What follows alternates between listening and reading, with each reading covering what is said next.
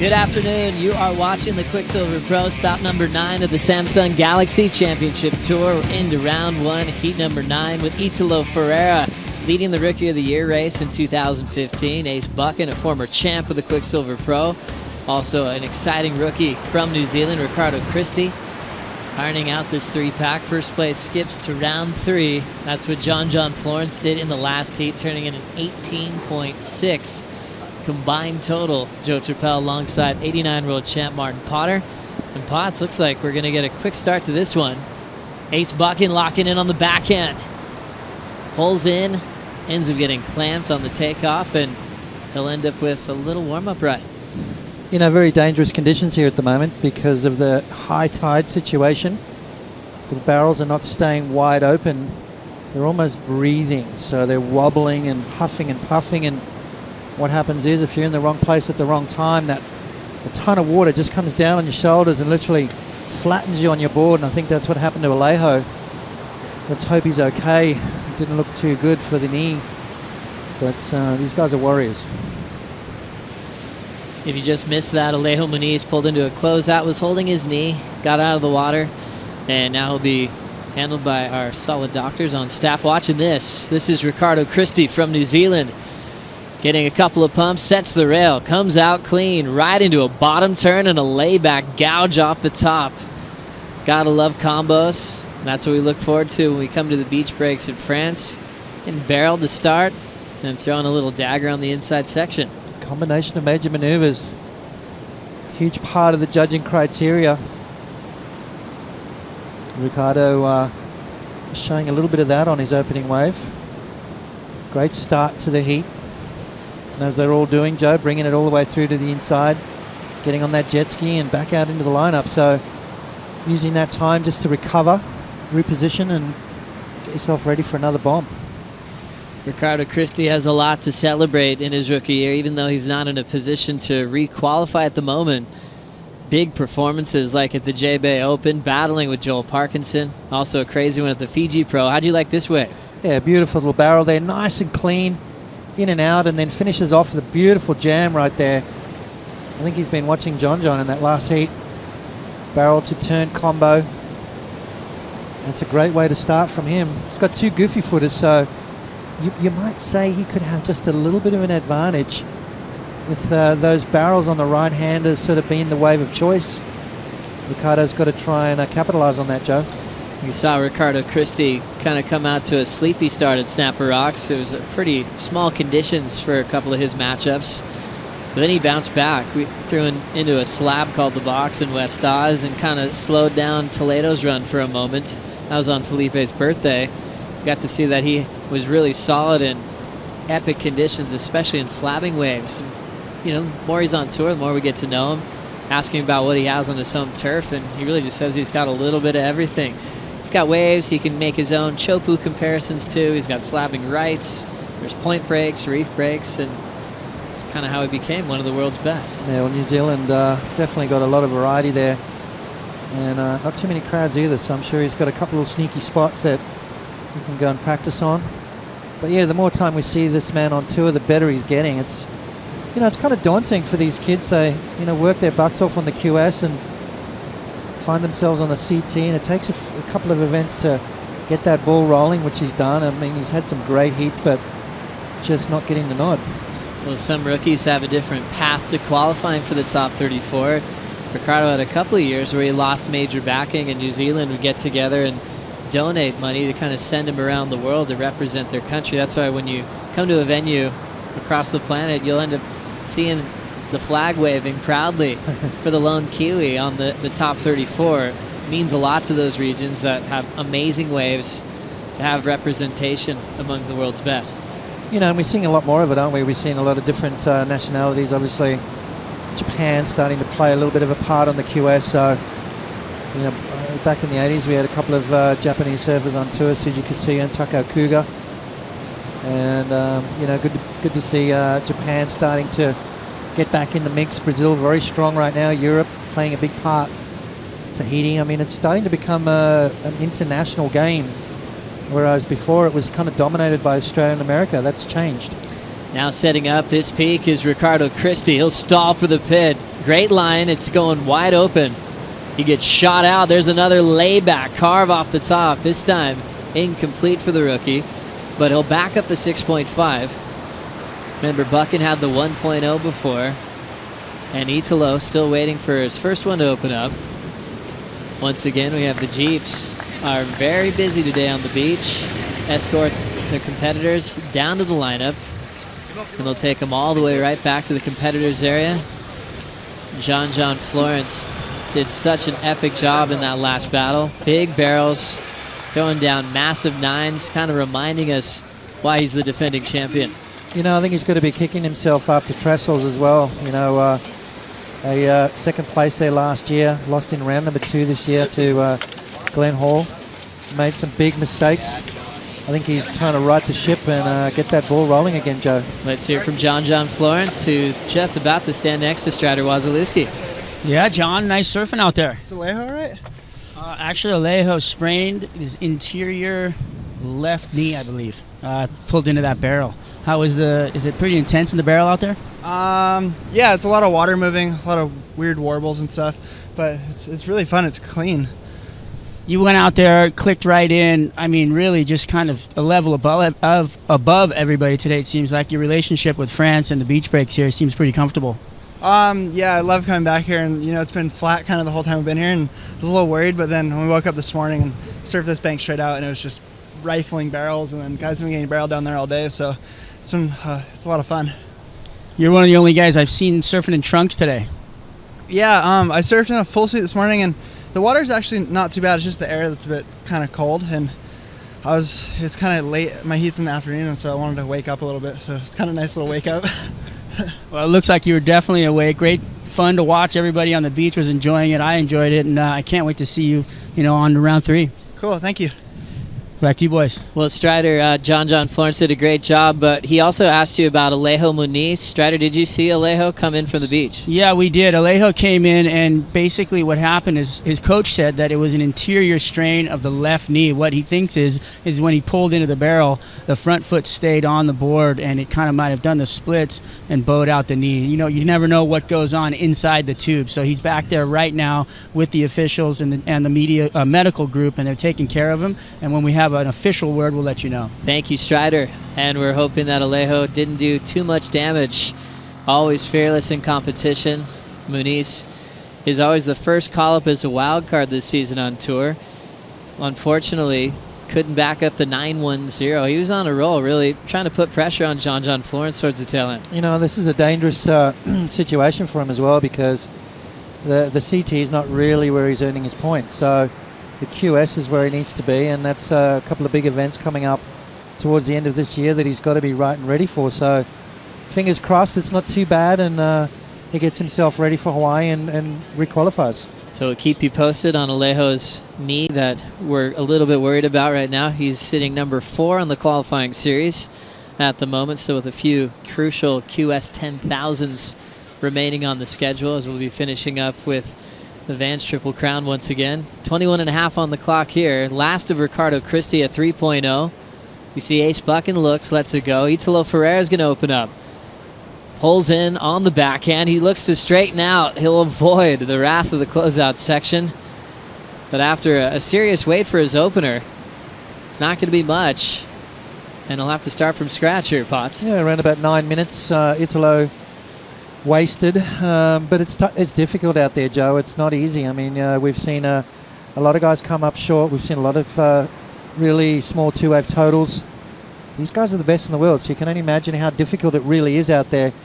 You've got 30 minutes to perform, and Mother Nature has the last roll of the dice. So if you're in rhythm, if you're in position for some good ones, as we've seen some guys do, it's been kind of a theme though. One guy seems to be getting all the good ones, and the other two are kind of struggling.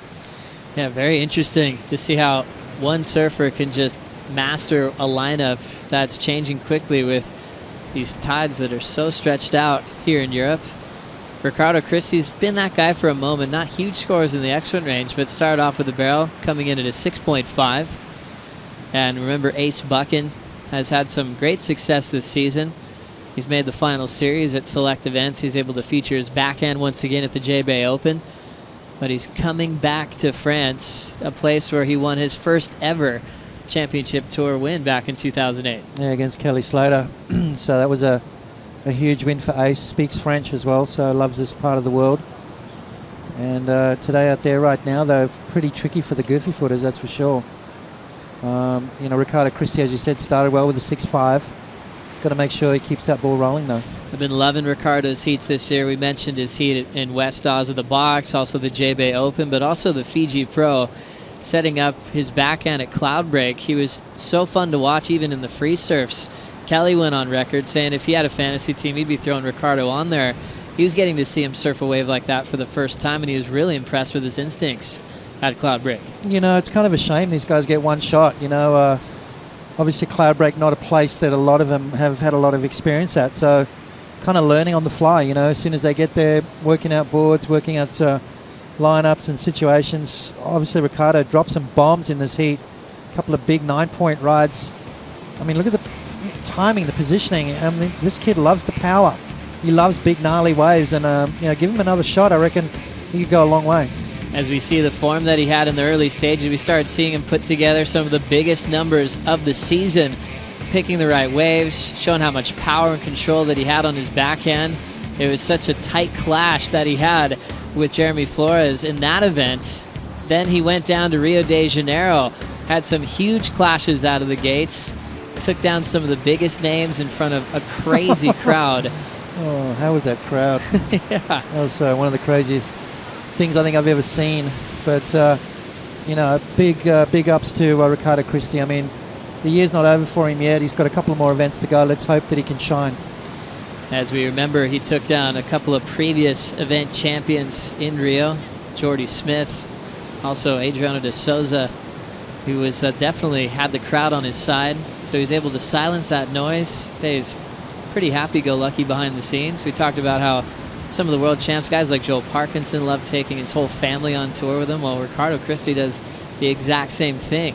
As a rookie, not many rookies opt for that because there's so much to learn when you get on the top 34. Well, there is. I think he also wanted to share that moment with his family as well. I think very important, You never know what's going to happen, whether he qualifies again or not. So this could be a one-time offer, and, obviously wanting to take his family to certain stops and share that moment with them, which I think is very important, Joe.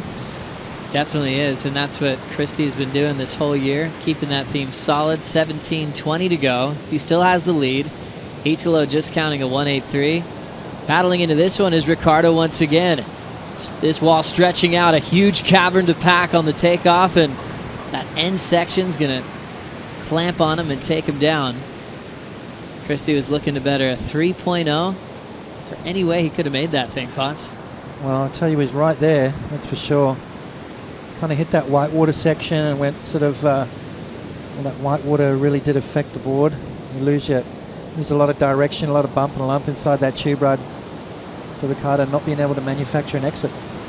Now looking at Ace Buchan, former event champ, on the backhand, late hit over the roof of the tube. He'll come around the corner. Nice backside stab in the pocket. End section shuts it down. And that'll be Ace's best score so far. 16:24 remaining. That big year that he won this event back in 08. He had to get through Dane Reynolds in the quarterfinals. Got past Damian Hobgood in the semifinals. That's when he started really realizing what momentum was like on tour. Made the semifinals down at Mundaka when that was on the schedule, and then made a semifinal performance at the Pipe Masters. Wow. That was his best year on record. And since then, he kind of had that early call that he was the best goofy footer on tour. People still look to his backhand as the benchmark for a lot of key heats. Yeah, but then you look at his wins. They've all been in left-handers. We beat Kelly in a little left-hand beach break here, and also took him down at Chopu. So his big wins have come on left-handers. It's sneaky good, that's for sure. As we check out Italo Ferreira with a lot of speed, now pulling in super deep, and that one's going to clamp down on Italo. So a couple smaller scores for Ferreira. Remember, he stayed very selective at the start, pulled into a closeout, had to straighten out towards the beach, and now another interesting ride. Well, I'll tell you what, you've got to kind of, Italo was dying for the barrel on that wave there, but could he have manufactured a couple of big turns? He's got a dynamic backhand. I think at some stage you've got to try and just sort of get score on the board. Obviously needing a 7.67, but just holding really small scores, a 183 and a 1.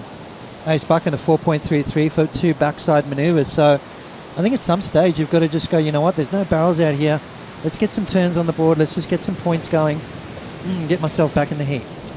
Thinking about Italo Ferreira this year leading the Rookie of the Year charge, you think about key moments, and sometimes it's not just the surfing, but his ability not to be rattled by the big names of the sport. Taking out Kelly twice this season, one at the Gold Coast, but maybe the biggest one was at the Fiji Pro when you're seeing cloud break 6 to 8 foot against Kelly, against a rookie. Yep. You're basically putting Kelly into the next round, and it's a little different story this year. Yeah, well, there's no guarantees, is there? I mean, Kelly obviously one of the best at cloud break. He was almost expected to win that heat, but Italo, I'll tell you what, he's been on a roll.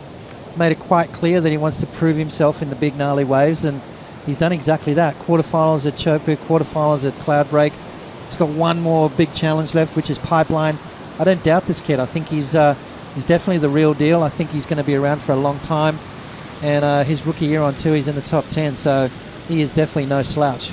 Maybe the bigger heats for Ferreira, having repeat matchups against his best friend and mentor, Jadson Andre, this season. They had a crazy clash back in Rio de Janeiro. I think those heats would have been harder for Italo, because you've got to keep that aggression up against one of your best friends, someone that's mentored. Italo is kind of a big brother symbol. I think those heats with Kelly are probably a lot easier for Italo to come out firing rather than against his good mate. So the Goofy Footers at the moment, champion rookie for the total. Chrissy.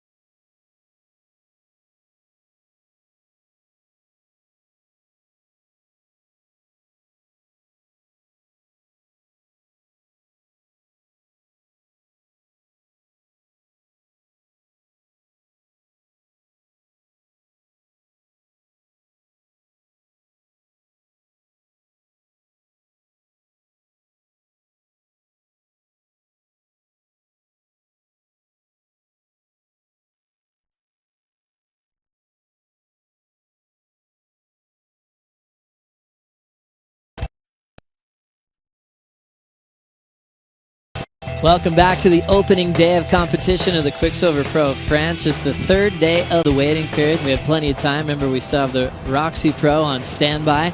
See if we'll get into their opening round of competition.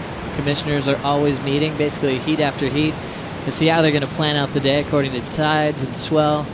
Good thing that Surfline told us is the next few days we are going to have plenty of surf and beautiful offshore conditions each and every morning. Yeah, I mean, it's going to be a couple of great days of surfing.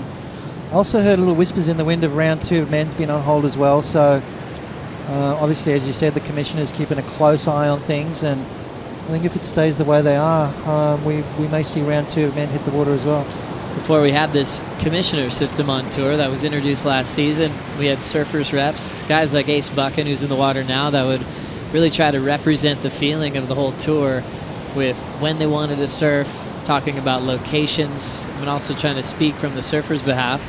There's usually a few of those on hand. Mick Fanning did it for a little bit, and it was really wanted to get the surfers to speak their opinions in the venues that they were surfing. While we were away, looked like Ace Buchan got a little shootout out front. That was a beautiful barrel there from Ace, followed by a beautiful wraparound cutback. So Ace Buchan finding some groove, deciding to sneak one of those very rare left-handers. We haven't seen too many of those, and I can guarantee you he's going to be straight back out onto that same section of the bank and hope another one comes his way. So that's going to be a big score for Ace Buchan. 10 minutes to go. I think he might steal the lead off Ricardo Christie, Joe. What a great turnaround wave for Ace. Remember, had a 1, then a 4.33. The former Quik Pro champ turns in a 9.5. Wow. Got that wave during the break, and the replay was incredible. One judge went as high as 9.8. Just ripped the lead off Christie. Ricardo now needs a 7.34 to come back, and Italo now comboed with 9:50 to go. These kind of conditions always keep you guessing. Who's in rhythm? Who's running out of time? We've had some really low combined heat totals, kind of like Flores in the last heat, 2.83 combined total. You just think one wave could have just changed that whole roll for Flores. Well, you know, that first big barrel that he got, that stand-up thing, I mean, had he kind of found a way out of that, I think things would have been a little different. But that's the nature of the beast here. I mean, sometimes you find that rhythm and go all the way like you did in Chopu. And then there's the next day you paddle out and you literally cannot buy a wave. You know, and the harder you try and find that rhythm, the more out of rhythm you get. So it's a strange sport, and that's why there's no guarantees. And, you know, you find there's going to be upsets, and especially places like this, you know, with the southwest of France, changing conditions, the tides, there's so much going on that you need a little bit of luck go your way. Well, it seems like there's a little wave out front as we'll watch Ace Buchan look to back up the 9.5, just with a ton of speed off the bottom, board shattering, but nowhere to put it. He'll kick out. So 8:40 remaining as that set continues to pour through. Now we'll watch Italo slow down for the pit. Looking for the exit. Wave had a little bit of backwash in it and ends up taking him down. So Ferreira with a 1.83 start, then a 1.0. And looks like he snuck in there with a 6.67 on his third wave. So now needing a 7.17 to answer back as well. Yeah, 8 minutes to go, so we're starting to get a little bit of a heat going right now. Ricardo Christie started off well. It's kind of since gone downhill, really, a 3 and then a 1.8, so he's kind of lost his momentum just that little bit. Big sets coming through right now. Looks like he's interested in this one. Little opportunity for the surfer from New Zealand to try to fight back for his lead. Not one to back down. He'll rewind the tape to look at heats to see what he can learn from it. He did an error down at the QS in Cascais where he thought it was complete. Did a punt, didn't get credit for it. They said they wanted him to ride out of it a little bit further. And he saw that, tried to put that behind him, then move on to the next event. When a guy like Ricardo is surfing in 18 plus events in a season, sometimes that learning process could get a little exhausting when you're always trying to find out little areas where things went wrong. Yeah, I think sometimes you can read just a little bit too much into it. So it's a real fine line, you know. I mean, you've got to take the wins and the losses, but also learn from them, but then don't read too much into it because, you know, from day to day you're out there ripping, and that's, you know, we've seen him in his free surfs, you know, surfing incredibly well. It's just finding that same sort of rhythm when your heats hit the water. You know, he's almost there.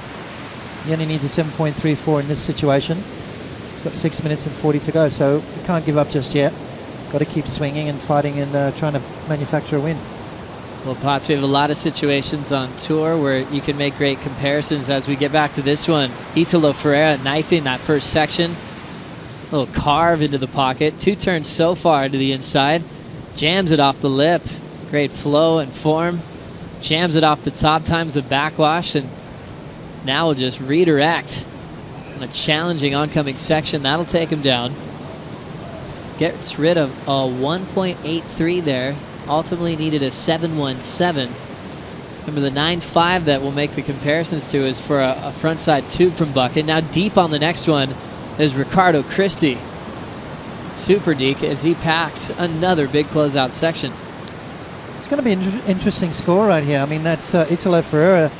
He only needs a 7.17. I mean, that's it's going to be close. A couple of big turns, nice backside snap after snap there. Really solid on his feet. Good backside technique. So it's going to be pretty close. That's for sure. Ace Buchan's trying to back up that 9.5. We've seen guys lose heats with the single high score, but all about top 2 rides, so you've got to be a little bit more consistent. Got to back them up. Let's have a look at Italo's wave here, Joe. Nice opening turn right there. Draws off the bottom. Beautiful speed carving maneuvers from Italo. Jams it off the top again, so he's on his way to a good score here. Italo Ferreira really solid. powerful young boy, and then just gets caught right there and gets smashed off. Scores dropping for it, and I tell you what, it has got him in the lead. An 8.17 for Italo Ferreira. Buck into second. Christie down to third. Remember, Ricardo started off with the lead with a 6.5. Ace got the 9.5, got into the lead. Now Ferreira getting a taste of that first place spot. He had a 6.67 2 waves ago, but that was his best number. So we're starting to see a little bit of everything. Saw the tube for a 9.5 in this heat, but Ferreira earning an excellent score, just going to turns. I think that was deserved every single point of that 8.17 there. You know, some solid surfing from Italo, and I think, you know, every now and again you're going to get those barrels. You're going to get that sneaky tube ride like we saw Ace get, but then most of it's going to be that sort of carving rail-to-rail surfing. Italo's gone to that. The judges had to reward it. 8.17, so a good move there from Italo Ferreira. Now down to 4 minutes remaining. A few lead changes here in heat number 9, and Italo's trying to stay on top of the Rookie of the Year race. One of the best rookie classes we've had in a long time on the World Surf League. Italo was really one of the serious unknowns. We heard about him through Jadson over the years, saw him with certain appearances at select junior series events. We knew he had a crazy air game, but the barrel knowledge has been impressing us all season. Coming off the bottom hard is Ace Buckin. Big frontside rip in the pocket. Nice carve under the lip. Coming to the inside again and draws out the carve into the pocket. Now Ace, foam climb, snap. This left just stretching out for days. He'll just get a quick jam into the pocket. Rips one off the top. Loving that forehand attack from Buckin. Throwing up the claim, trying to better a 4.33 there. 9.5 came to a barrel. How's that one looking for you, Potts? 5.34 required. I think he's got it. I don't think there's any doubt in my mind that that's going to be a pretty good score. That was a pretty solid left-hander. It wasn't a barrel, but some beautiful rail surfing there from Ace Buckin. We always talk about his backhand. I think his forehand's just as good, and that is going to be a great score. I think we're going to see another lead change, Joe. Deep approach to start, Potts. Yeah, nice carving maneuver right in the pocket. And again, right there, just jamming it. Comes around the section, read this wave perfectly. Ace is a smart guy. He knows he only needed a 5.34. He didn't do anything too crazy. He didn't know whether he was going to get another shot at getting another wave. So he just really wanted to make sure that he finished off well, which he did on his feet. The judges are going to like that. It's going to be a solid score for Ace. And he's going to find himself back in the lead with 2 minutes remaining. Great to see Ace Buckin on a solid left-hander where he can go to turns. You often see the left-handers on tour like a Cloud Break and Chopu, real hollow. You get to see his barrel awareness, and now seeing what he can do on a long left out front. 08 was his first CT win here in France, then won again in Tahiti. He actually speaks French pretty well. He said it's coming back to him. You know, when he's not around it too long, he said it doesn't come right out of his mouth, but he enjoys speaking the native tongue. Such a smart guy, just loves learning things when he's traveling. Scores coming in for Ace. Gets the lead and some, an 8.9 from the panel. Now Ferreira and Christie are comboed entering the final minute. That was huge. Judges went all the way up into the 9s for that. 9.2 from 2 judges, and 9 and a couple of 8.5s. Here we go. Pulling in on the backhand to answer back here. Italo Ferreira is going to get taken down to the bottom. Just charging a closeout section, knowing that he's running out of time. That leaves Christie out the back. And now needing 2 new waves to move on. Looks like we'll be seeing the 2 rookies having to duke it out once again in round 2. What a heat for Ace. Start off with small scores. Pulled into a couple clampy little closeouts. 9.5 opened up. This was that 8.9 again. Yeah, beautiful opening turn right there. Came off the bottom, double pump again, a nice snap. Perfect timing there for Ace. And another one. So 3 big solid rail turns from Ace Buckin. Up and over the white water. Kind of got a little stuck right there, but then stuck with it. And then brought it through the inside. Jams it off the top. That felt good. A little bit of a claim right there from Ace. 8.90. That's huge. I think that's probably the highest score for maneuvers we've seen so far today. What a great showcase of talent from Ace Buckin. 8.9. Remember, Italo's wave for turns 8.17. Judges kind of letting everyone know you can get it done if you take a set wave like ace. Great decision making, all about timing in the pocket to take a solid lead right at the end. You look at a 9-5 and an 8-9, and the former event champ with such a huge total out in front. He'll be moving straight into round 3 with more action to come in round 1. Coming up next, a great heat on paper. Nat Young takes on B. Durbich in Glen Micro Hall.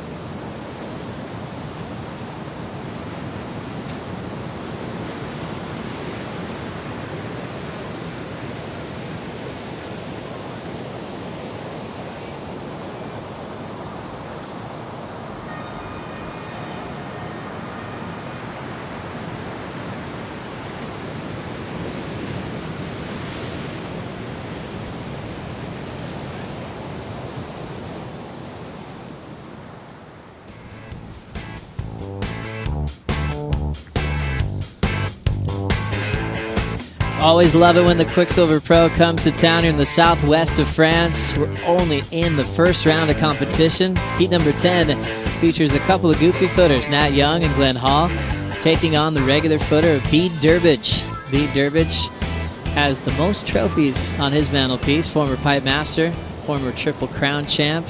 He's won a few events around the world at different locations. And now looking to set the pace out here in the top seeded jersey, Nat Young, former Rookie of the Year. Looking forward to seeing how he's going to set up his campaign here in France. Potsy talked about the interesting heats that he had at lower trestles. He had the wild one with Owen, right, where they waited the whole heat to get started. Then he got the interference call on the takeoff with Medina, and he said he never wants to lose like that again.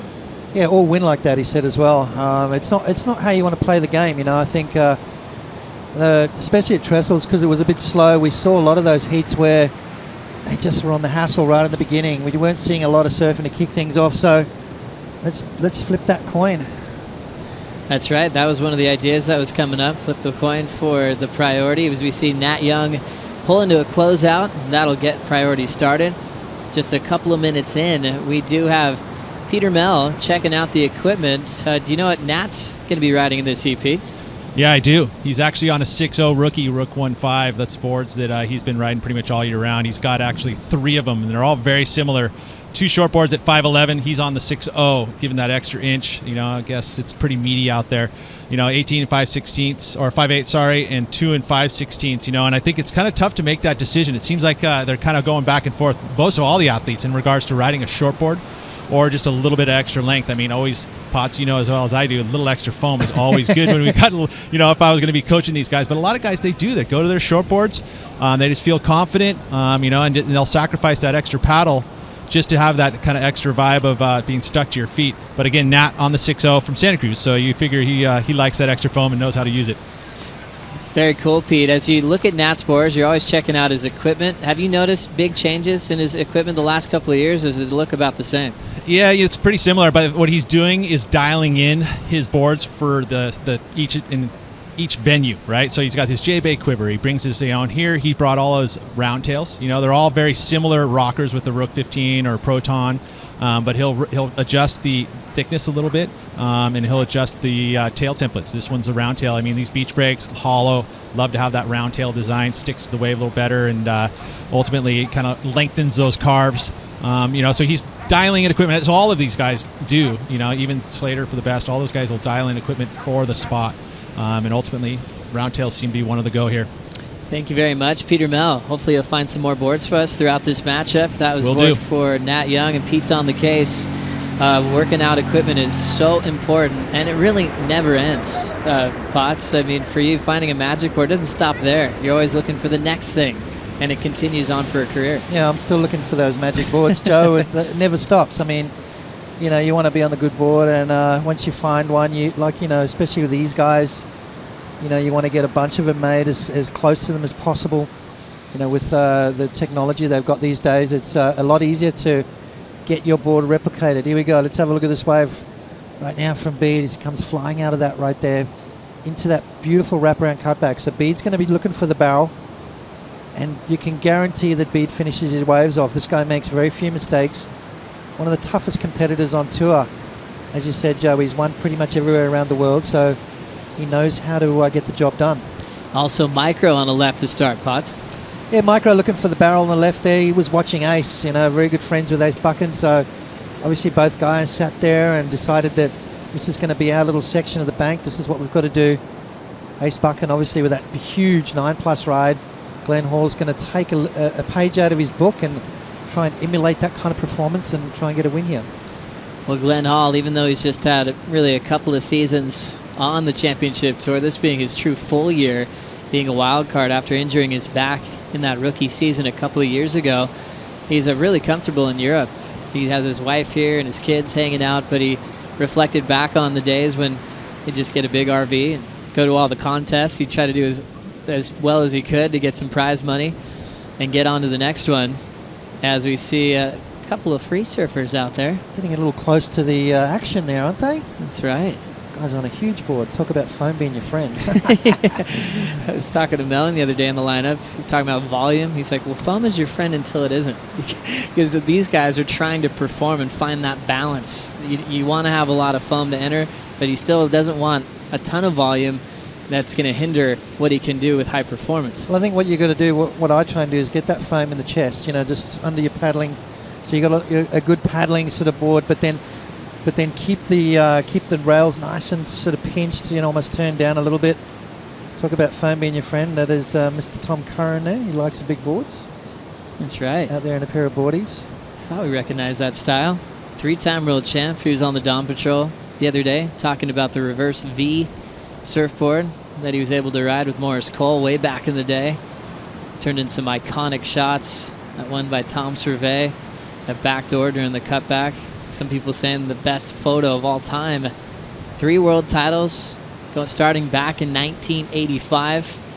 What was the hardest part about surfing against Tom Curran back in the day, Potts? Well, apart from the fact that he was good, apart from the fact that he was a wave magnet, and apart from the fact that he had a heap of luck on his side, he's the kind of guy that could paddle off into nowhere, into no man's land, and need a big score, and that wave would come his way. He's one of those guys that if he needed a big score at the end of a heat, he would 9 times out of 10 get it.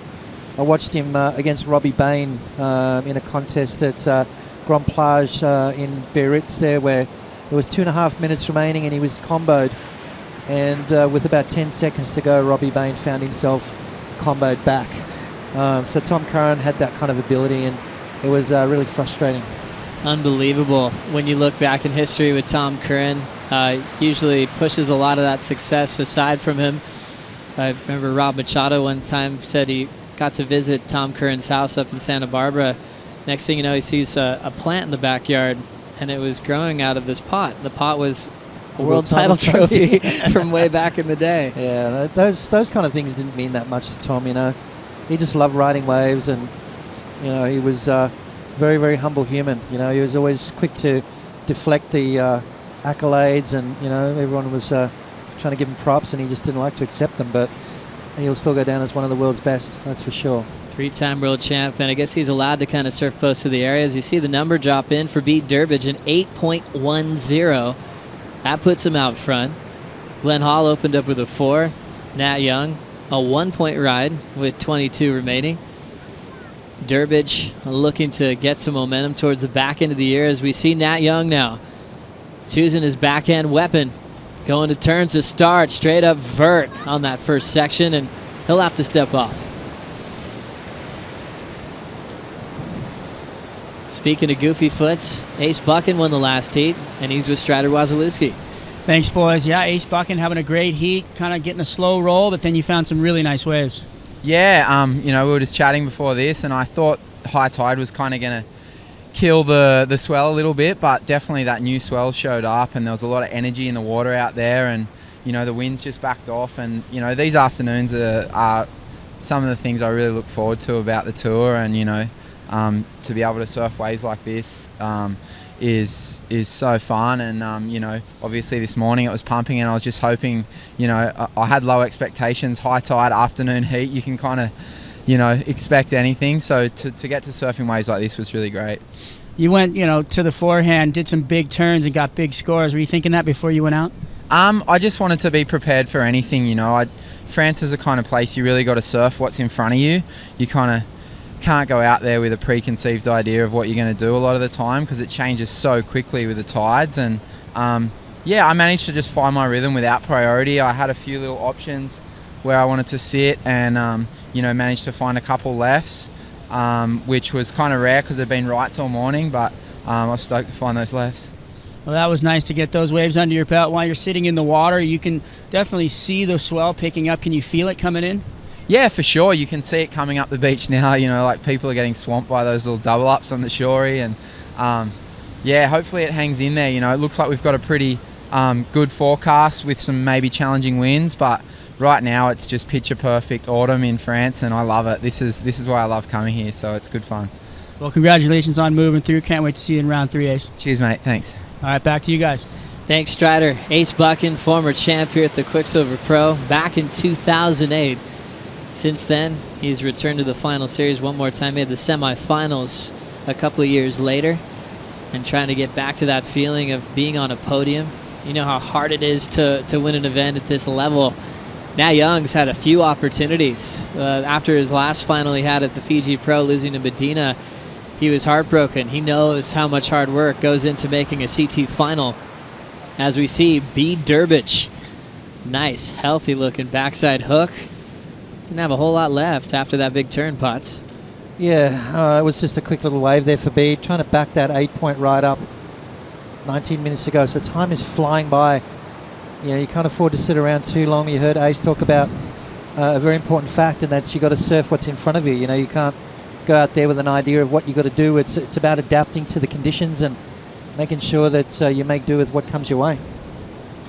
So B always able to adapt. He's been changing his workout program over the years, spends a lot of time in the high performance camps back in Australia, even works on his air game quite a bit, and you don't see it showcased too often. You'll see him go to it here and there when he has a ramp set up, but he's never been listed as an air guy. He's been really focusing on his power and his timing. His terms always seem to be in the right place at the right time, and B never really worried too much about trying to keep up with the above the lip movement as we check out that last turn. Yeah, beautiful turn there, but not much to back it up, so it's not going to be a huge score for Bede. There it is at 287.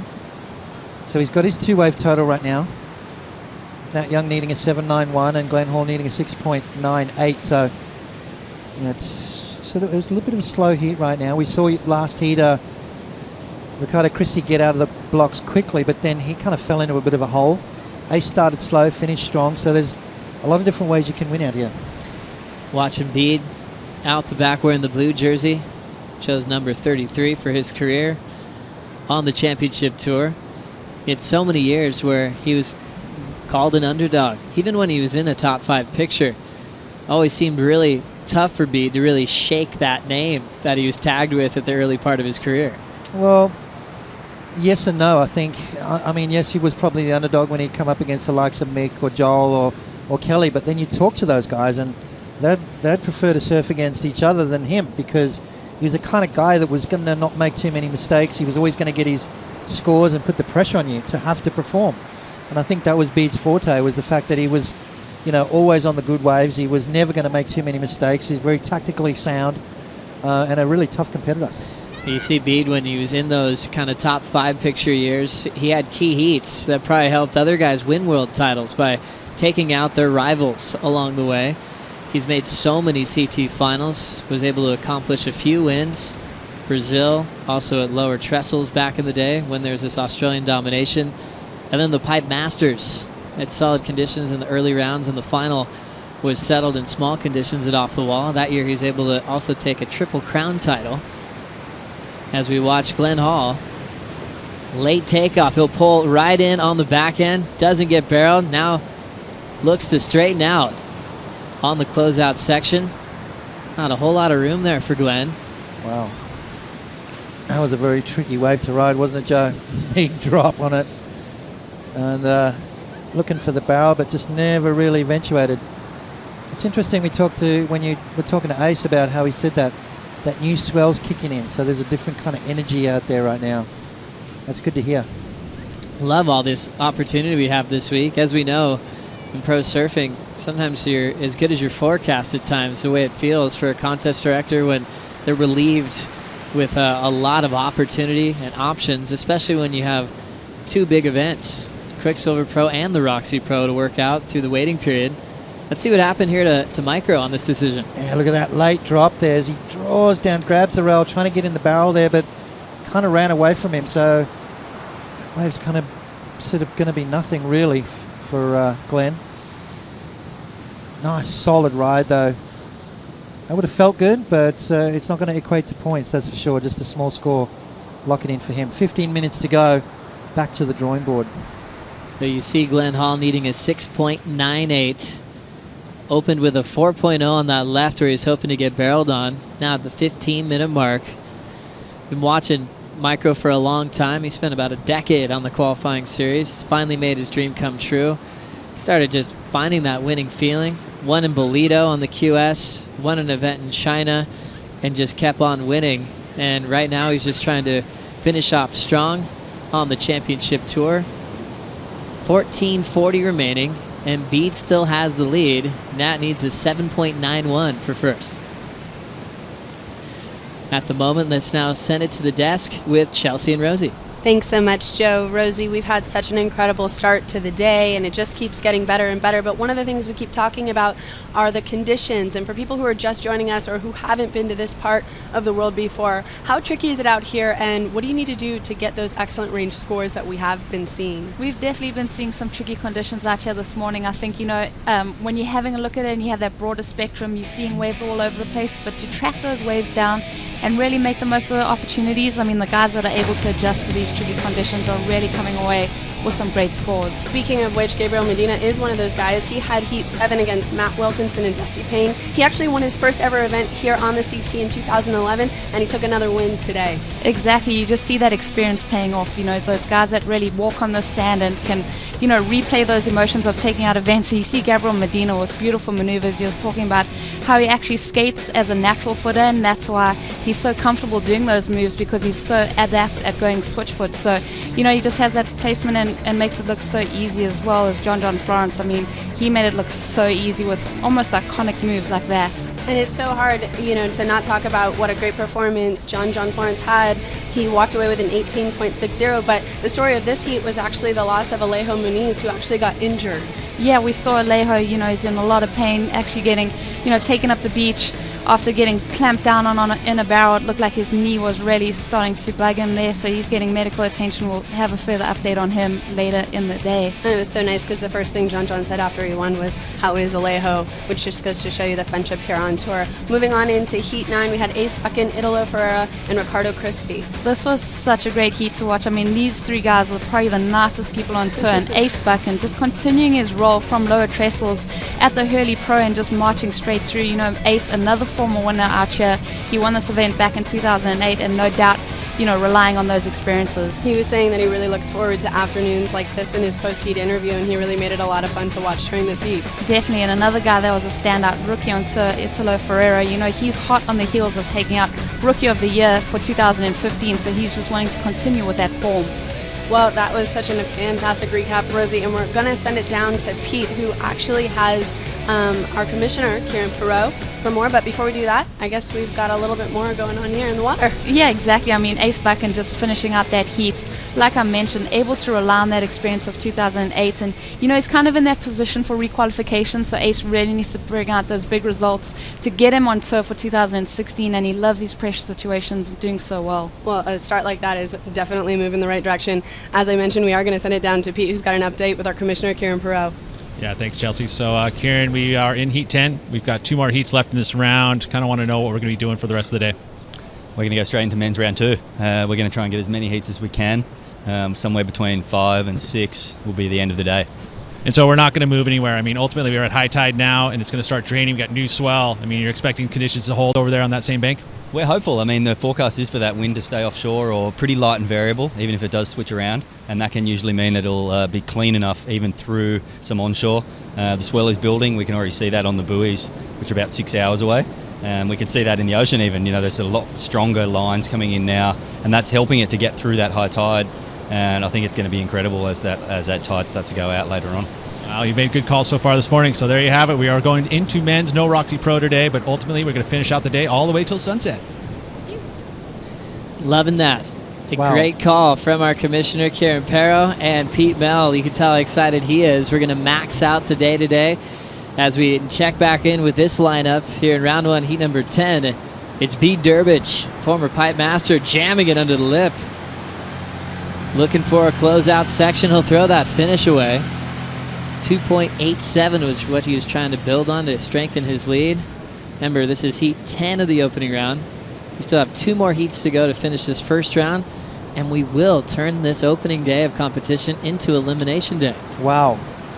Well, we're going to lose someone today, that's for sure. But the thing I love about this part of the world, Joe, is there's no rules and regulations of how long you can run, what time you can start or finish. I remember finishing at 8 o'clock in the evening here at some stages through certain events, so we're going to run as much as we can today. There's that one year everyone was standing here in the dark and they turned on their Samsungs and were making sure everybody could see. Was that a couple of years back, Potts? That was a couple of years back. That was the Kelly Dane final. That afternoon, Joel Parkinson was in the water, and it was probably as good a waves as I've ever seen out here. Wow. That's great. No limits here in France. Surf all day long, all through the night. You can go on hold, and sometimes you've gone mobile a few times in the same day. What happened to Bede here? Yeah, Bede just looking to try and back up that 8.10, and he's having a hard time here at the moment. Just mistimed that last manoeuvre there, just trying a little too hard. So he started off with an 8, and he's backed it up with a 2.87. So not enough at this stage. He's left the door open for both Glenn and Nat, but both those guys having trouble finding a wave as well, Joe. It's a very interesting matchup on paper. Got Bede, who's acting like a serious veteran on tour, kind of in that same generation as Glenn Micro Hall. Glenn with less experience on the championship tour, but a ton of experience just competing and coaching, has the Micro Surf Academy, and even included Matty Wilkinson to his academy this season. They've been longtime friends, but he actually ended up spending a lot of time just kind of making sure Wilco was doing the little things that usually come easy to Glenn, just getting in the water every day, working out boards, all the prep work, which was really enlightening for Wilco this season. Yeah, well, every little bit helps, and I think the more you do in your preparation, the better prepared you're going to be. So it kind of makes sense, and we've seen a lot more sort of focused, a lot more consistent Matty Wilco this year. Well, let's hope he just continues that, and we see a lot more stuff from him. As you can see, the next heat, jumping in the Jeep. They'll get the ride down to the bank, which our commissioner opted for early this morning. Josh Kerr, Kai Otten, and Kolohe Andino getting ready to do some damage in glorious conditions here in Hossiger. We'll take a quick break. We'll finish off round 1 right after this.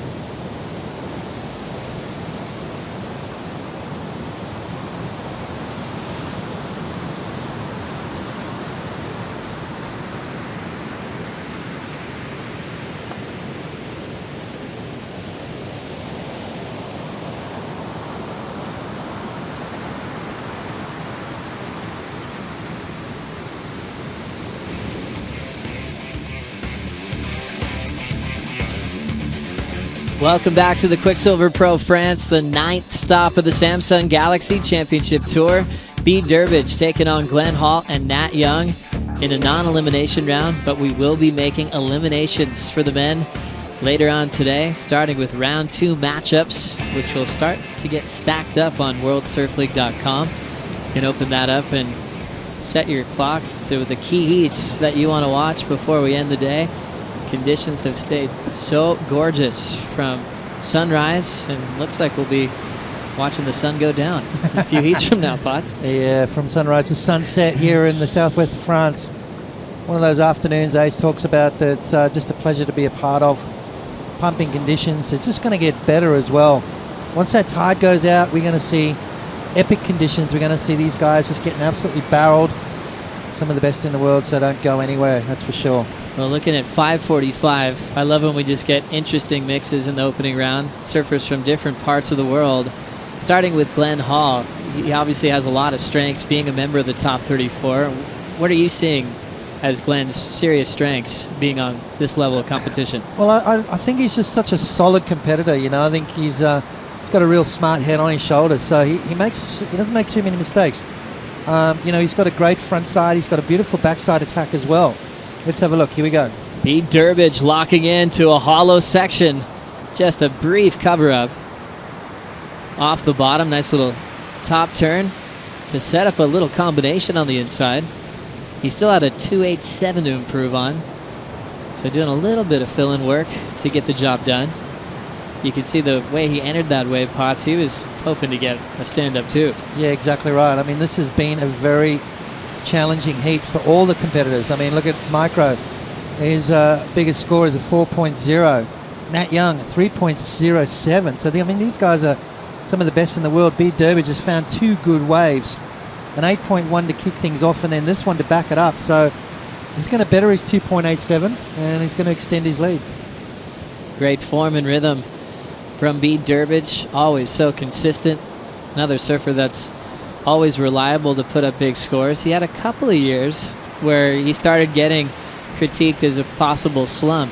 Then he was able to tell us that he became a father and he was trying to balance that whole act. He loves his family so much, and then balancing as being a pro athlete. Fell out of the top 10 picture, started making less finals, but he never gave up that act to return to that kind of form, and we've seen some brilliant performances from Beat ever since. Yeah, it's a rejuvenated Beat Durbridge, that's for sure. And I don't think we've seen the last of him. That's a guaranteed as well. Big sets approaching. Catching up with Glenn Hall on his forehand, setting up the tube on the inside. Still driving, looking for the low road exit. And Micro, unable to sneak out of that inside corner. Had some speed to start out of the gates. Then the thing opened wide, and he'll go down on his 3rd attempt. That wave had teeth, Joe. That thing went below sea level right there. We're going to see a lot more of that as well. Once this tide starts going back out, we're going to see less water on that bank. We're going to see the wave get a lot squarer. We're going to see a lot of tube rides. Let's have a look at Glenn here as he takes off on this beautiful size wave there. Now he jams the rail in, driving through that section, and then kind of just clipped him right there. I think he was trying to manufacture an exit because that wave was starting to close out. Unfortunately, no exit there for Glenn. Tough one there for Micro. Right when he pulled in, he thought that was the moment he was waiting for. Needs a 9.7 to make a comeback. Nat Young still comboed. 1.307 and a 1.6er is 3 waves so far. So an interesting heat for the Goofy Footers. Bede's last wave of 5.6 will enter his top 2. Now we're down to 2.30 remaining at this stage. We talked about Glenn with his strengths. Nat, he made his strengths pretty clear when he won the Rookie of the Year. Remember, his backhand gained a lot of attention because it seemed like such a unique approach. Didn't look like every Goofy Footer you see on tour. No, definitely not. I mean, and that's what I love about our sport. Everyone's different. You know, everyone's got a different approach. Everyone rides different boards. Style is a key factor in professional surfing. To look unique is very difficult, and Nat Young definitely has that look. Nat, now with a couple of seasons under his belt, started to get comfortable with the idea that there are critics. Kind of like you look at the rookie class. You start breaking him down, but it's also maybe their first time in their career where they're hearing so much feedback, so much from the media, getting a lot of questions about even getting early success on tour. I think Nat surprised some people that didn't know him, already putting himself in a top 10 picture. And he was really comfortable kind of seeing the shock in people's faces. He's always backed himself. He always had the confidence. And it was kind of great to see him address that. As I remember, Pete Mel sat down with him a few times last season. Just to hear him kind of react to that kind of attention is kind of something all pro athletes have to go through. Yeah, of course. And you know, Nat's not the kind of guy that just wants to be someone that makes up the numbers. You know, he wants to make a dent in this world tour. You know, he wants to be remembered as a gnarly competitor, and that's exactly what he is. I mean, he believes in his own abilities. He believes that he can get, you know, right up there in the top echelon of world surfing, and that's the kind of attitude you got to have. You can even keep that theme going with guys like John Florence, who's already set to be maybe one of the best surfers in the world, waiting for a moment to take a world title. Remember everyone's reaction to his arms when he was doing carves and his style being that relaxed. You know, the old school was kind of questioning if he had the right technique. It almost seems crazy now that those were common conversations in his rookie year. Yeah, I mean, it's, you know, that's John's got a unique style, and I love it, and I think it's he's different. You know, he draws different lines on the wave, and then that front side carve that he does with that little bit of extra at the end. You know, that's unique, and that's what you got to be. You know, he's I think definitely one of the best in the world. I think his results haven't shown that this year, but it's competition surfing is a lot different than the video parts that we see from all these guys. Well, we're running out of time here in round one, heat number 10. A challenging matchup on paper. B. Durbridge opened up with an 8.10, and that made a huge difference with taking this one out. Micro and Nat moved to round two. They could be surfing later on today. But coming up next, Kersey takes on Kai Otten and Kolohe and Dino. We'll bring in Ronnie Blakey and Ross Williams for the call right after this.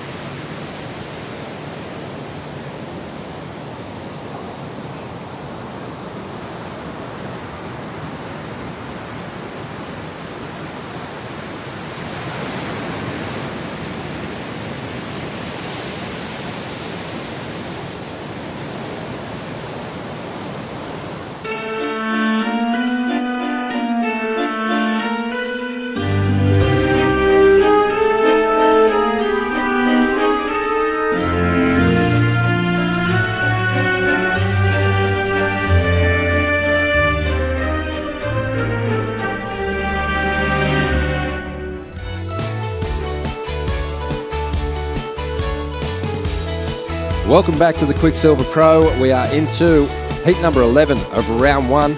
Josh Kerr up against Kai Otten and Kolohe and Dino. Should be a fantastic battle.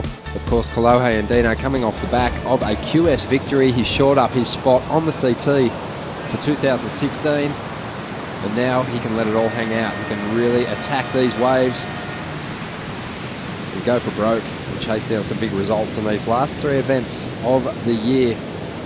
30 minutes on the clock. The heat has started, and we've got some waves approaching the lineup. Ronnie Blakey joined by former CT competitor Ross Williams. And Ross, that last heat was a tough one for Glenn Hall and Nat Young that beat Durbridge, getting the job done with a decent heat score total. Yeah, and you know, there's a lot of swell. The waves are clean. The wind is still offshore, but it can be tricky. So it's all about sniffing out those hidden gems there. And Bede, as always, makes it look so easy. We're looking at these three surfers, in Heat 11. I'm going to say Josh Kerr, he started off the year beautifully. Was right up there in the top 10. He's slowly been slipping down the ratings since early on. He's outside the top 10 now in 11th position. He's had a pretty tough run. Quarterfinal finish in Tahiti kind of kept him up there at the top end. And Kai Otten, well, he's turned his year around, a run of quarterfinals in the past 3 events. Kai Otten, I'm super impressed with him. He's had some crazy highlights in the big stuff, as he always does. He kind of goes for it. He has that go-for-it attitude in the big stuff of Fiji. He pulled into that massive closeout. But at lowers, I love the way he's been surfing this year in small waves, too. At lowers, he was really impressive. He has upped his game. He sure has. In 15th position on the championship tour. Coming into this contest, Kalohe Andino, he's had a shocker year on the CT. Some really highlight moments, but just no massive results. Hasn't been out of the 3rd round. But as we mentioned, some success on the QS. This has him in the #1 position on the QS ratings and guaranteed a spot on the World Tour next year. Yeah, so you called it, Ronnie. He's freed up. And I like that. He, mentally, and, what's cool is he's been winning events. I know they're QSs. They're not on a CT level, which is where he wants to get those victories. But just the fact that he's been winning events, that's positive reinforcement. That does so much for your confidence. So even though he's having a shocker in a CT, he's got something to be happy about. This has been a good event for Kalohe too in the past. 2 quarterfinal appearances from 3 previous efforts. Pretty solid. Saw Kalohe in the water yesterday at Caperton when we had a surf, and I like the attitude I'm seeing from Kalohe. Obviously he's had a rough go on the CT, but he seems in good spirits for sure. A lot of that mojo is going from getting that win up in Portugal. So he's kind of floating around. Everything looks good. He's not down on his luck. Even though he's had some bad results this year on the CT, I think these victories on the QS has really kept the spirits high, which you never know. The last 3 events of the year, here, Portugal, Hawaii, he's the kind of guy with that much talent. He could get on the podium. So taking momentum and form and just past performances, the history of these 3 competitors with this location, who do you see as the favourite and why? Well, this is kind of a funny thing here. You look at these 3 names, all 3 of them stars, but Kai Otten, he's the guy that is more the blue collar. He's had that path where he's really had to earn it, and he's had victories on his CT, whereas Josh Kerr, an all-star, has never had a win on his CT. Kalohe Andino, an all-star, has never had a win. So I think that gritty kind of combatant attitude that Kai brings to heats has given him those victories, and I think that will give him the nod in this heat. If you had to pick a favorite, I would say it's Kai in these conditions. Well, let's have a look at what unfolds in the opening exchange here as we see Surfing Red pulling in. Josh Kerr deep in the barrel, will stick with it. It'll be a miracle if he comes out of this thing. So unsuccessful first ride there for Josh Kerr. And here goes Kalohe Andino. And he gets himself a nice open cave and it lets him out. Just rides it in a little bit further to ensure that he doesn't take too much of a beating there. These waves pack plenty of punch. And it looks like Kai Otten got clamped on that occasion. Just over 25.5 minutes to go. And Kalohe just getting a little bit more selective there. Finding himself a nice big barrel. Yeah, that was pretty nifty from Kalohe Andino, finding that little side door exit. A lot of that going on here in France. Famous for that here. These beach breaks, there's not the cookie cutter waves coming in, spitting right into the channel. A lot of these waves break in a different spot each and every time. So that's gonna create a different kind of exit, and sometimes you gotta manufacture it. Well, Josh Kerr up once again, just a quick wave for him. He kicks out, didn't get particularly deep on that tube. Just over 24.5 minutes remaining. Waiting on scores to come through. Kai Otten out the back with priority. It's interesting just reflecting on Kalohe's journey so far on the championship tour. As a rookie, 2012, got to 23rd position. A tough year again in his second year. finished 26 as we see the replay of that first wave. Seemed to figure it out in 2014. Had a fantastic run, a number of finals appearances for an 11th place finish, but just lost that mojo again this year. Yeah, I'm with you on that. I thought, okay, this is it. This is the breakthrough for Kalohe Andino. From now on, he's going to just be that top 10 surfer year in, year out. But surprisingly, he lost that magic again this year. Did you go through periods like that in your career where you had great results and you thought, okay, now I'm good, now I'm on, I know what to do? For sure. Even the year I fell off tour, I think I finished 32nd on tour, and it was a top 28 that made the cut. I had a couple of quarterfinals through Europe, actually. Both events in Europe, I got fifth. So I said, okay, cool, I'm in.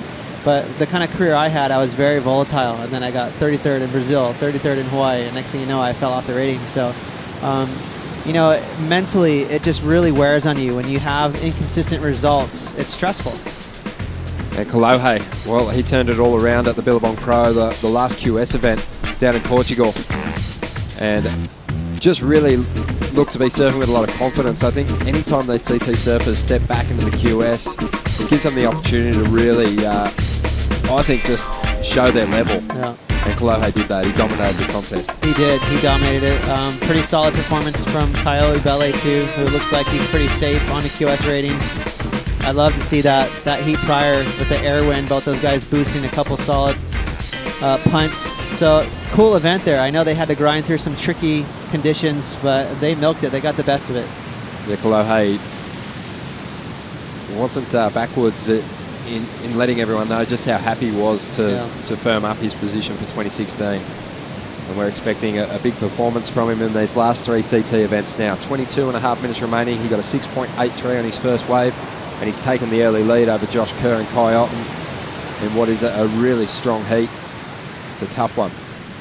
I look for Josh Kerr to find a really good barrel in this heat. He has great rhythm with the ocean. He seems to really, I don't know what it is, whether he studies it a lot or just has great natural instincts, but he seems to find himself in the right spot in the right time when the waves are like this. Well, Josh collected his best result here last season. He got to the semi-finals in 2014 as we see Andino up once again, driving off the bottom, plenty of style. Gets a little caught up on that first turn, drives around the section. There's a more solid hit. This wave is tricky to surf, a lot of foam on the face. And the 21-year-old decides to get on out of there, calling for the ski on the inside. 21. Unbelievable that Kalohe Andino is that young. Pro surfing so healthy. Gabriel Medina, again, another, already a world champion. That whole generation, they're going to be around for a long time. It's going to be so fun to watch those guys battle.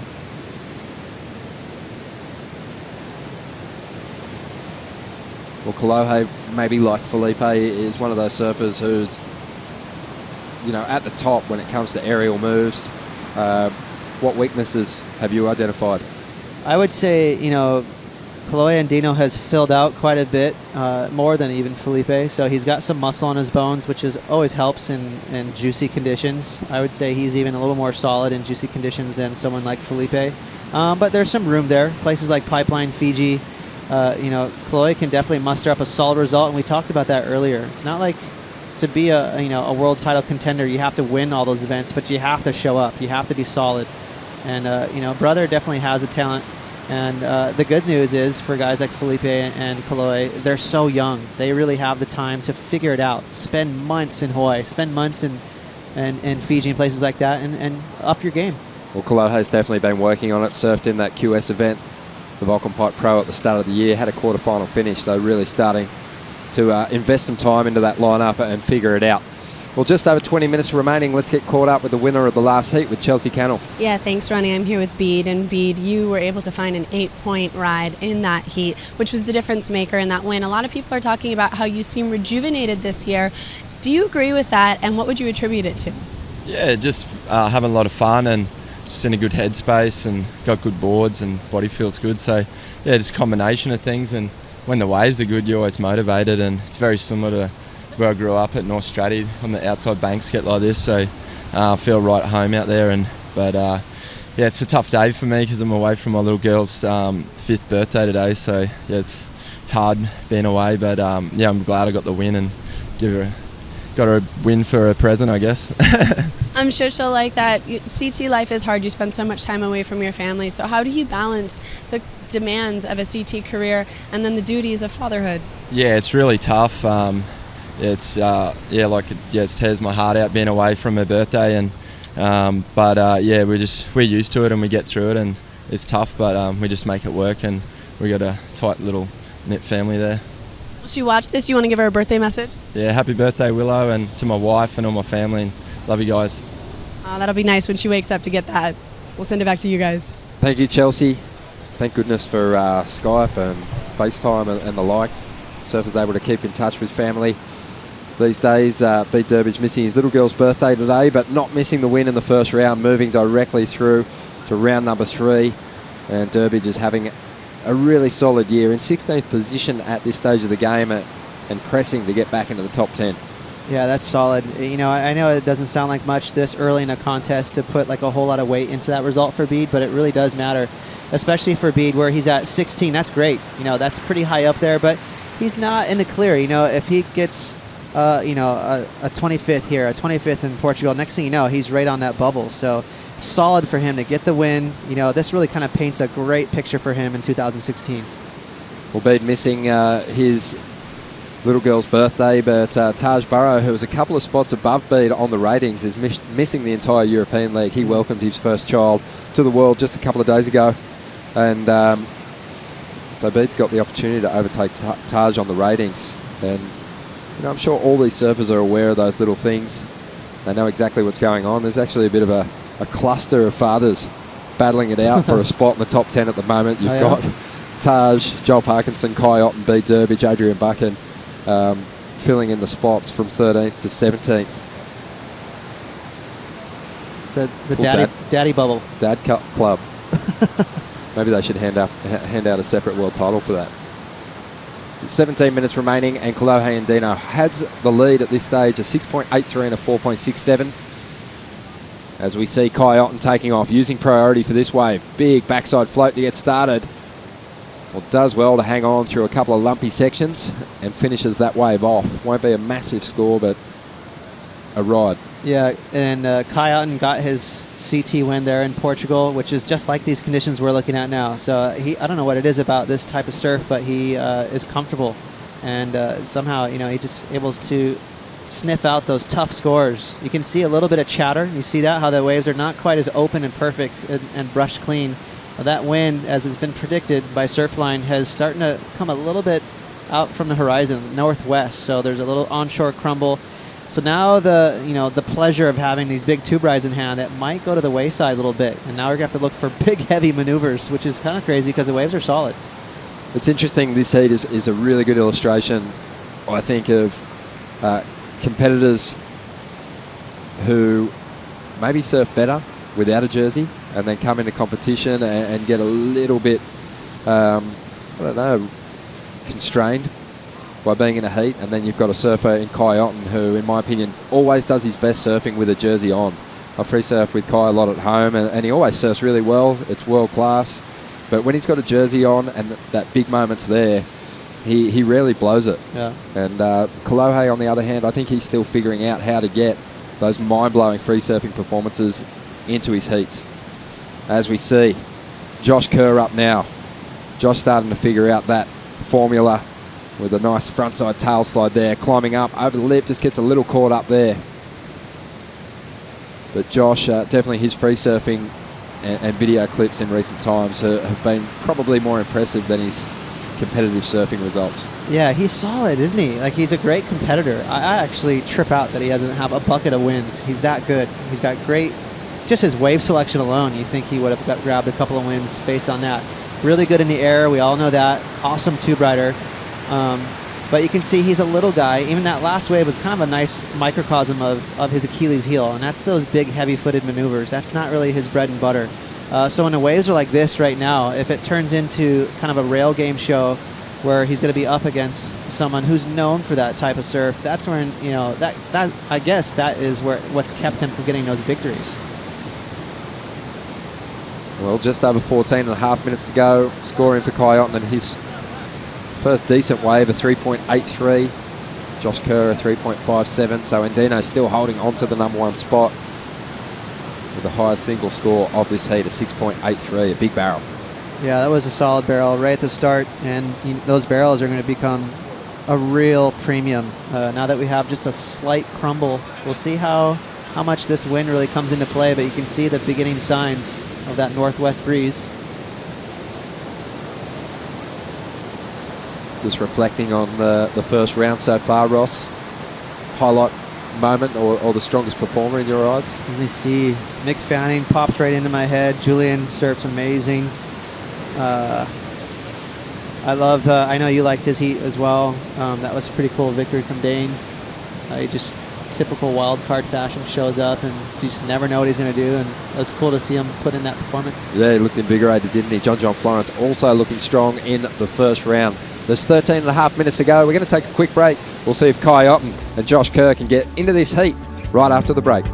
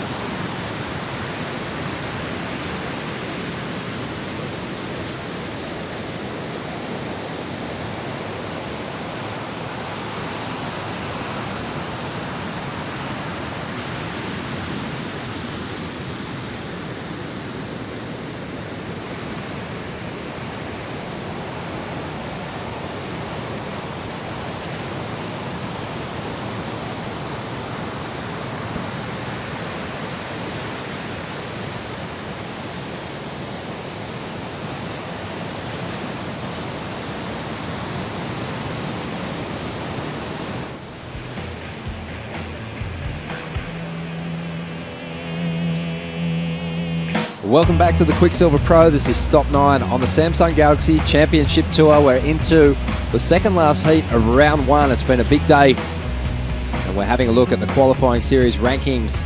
And you can start rubbing your hands together just looking at some of the names that are going to be joining the elite ranks in 2016. Caio Abelli, Jack Freestone, Alejo Munez, and Alex Ribeiro. They're looking pretty solid. The predicted cutoff point is about 18,500 points.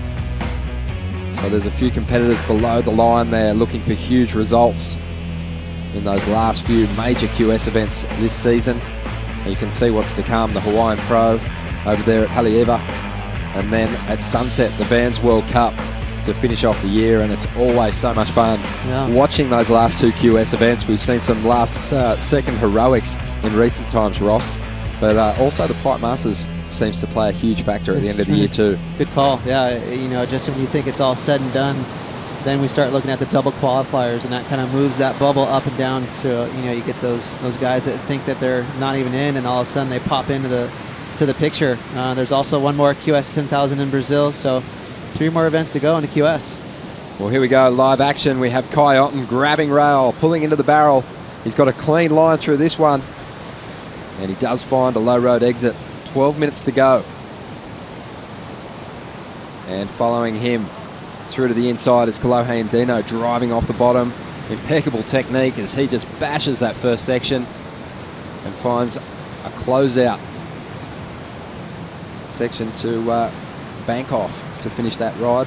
12 minutes remaining as Kai climbs onto the back of the ski here. And it's fun looking at the QS ratings at the moment, because we've been waiting for some of those names to graduate to the elite ranks. And Jack Freestone, he got a big QS win in the Azores, and now Kolohe has shored up his position. You don't want to say goodbye to him in the CT ranks.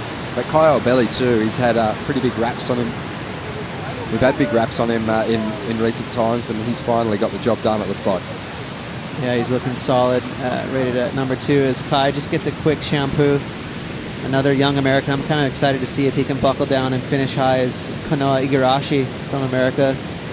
He's rated 7th right now on the QS, so he's got a good chance to qualify. And, there's a handful of guys. Even Joan Deroux representing France right here where we're surfing. He's rated pretty high in the top 10 as well. There's going to be some new names added to the mix. I love just looking at this year's rookie class and what they've been able to achieve. There is a couple of those rookies really fighting hard to keep a spot on the CT, but just looking at their performances throughout the year, you've got to give them credit. It hasn't been all doom and gloom. There've been some major heat score totals locked in losing heats in the early rounds for the likes of Ricardo Christie and Keanu Singh. Yeah, Ricardo Christie, he's won a lot of fans amongst his peers on tour. Solid in big waves as well, which is always cool to see a rookie come in and have that kind of skill. And more than just small waves. A lot of times when you get rookies come in hot off the QS, they're whippersnappers and they're good in the air. But I like to see a little bit of that throwback. Great fundamentals from the big Kiwi, and then of course the young Hawaiian Keanu Singh.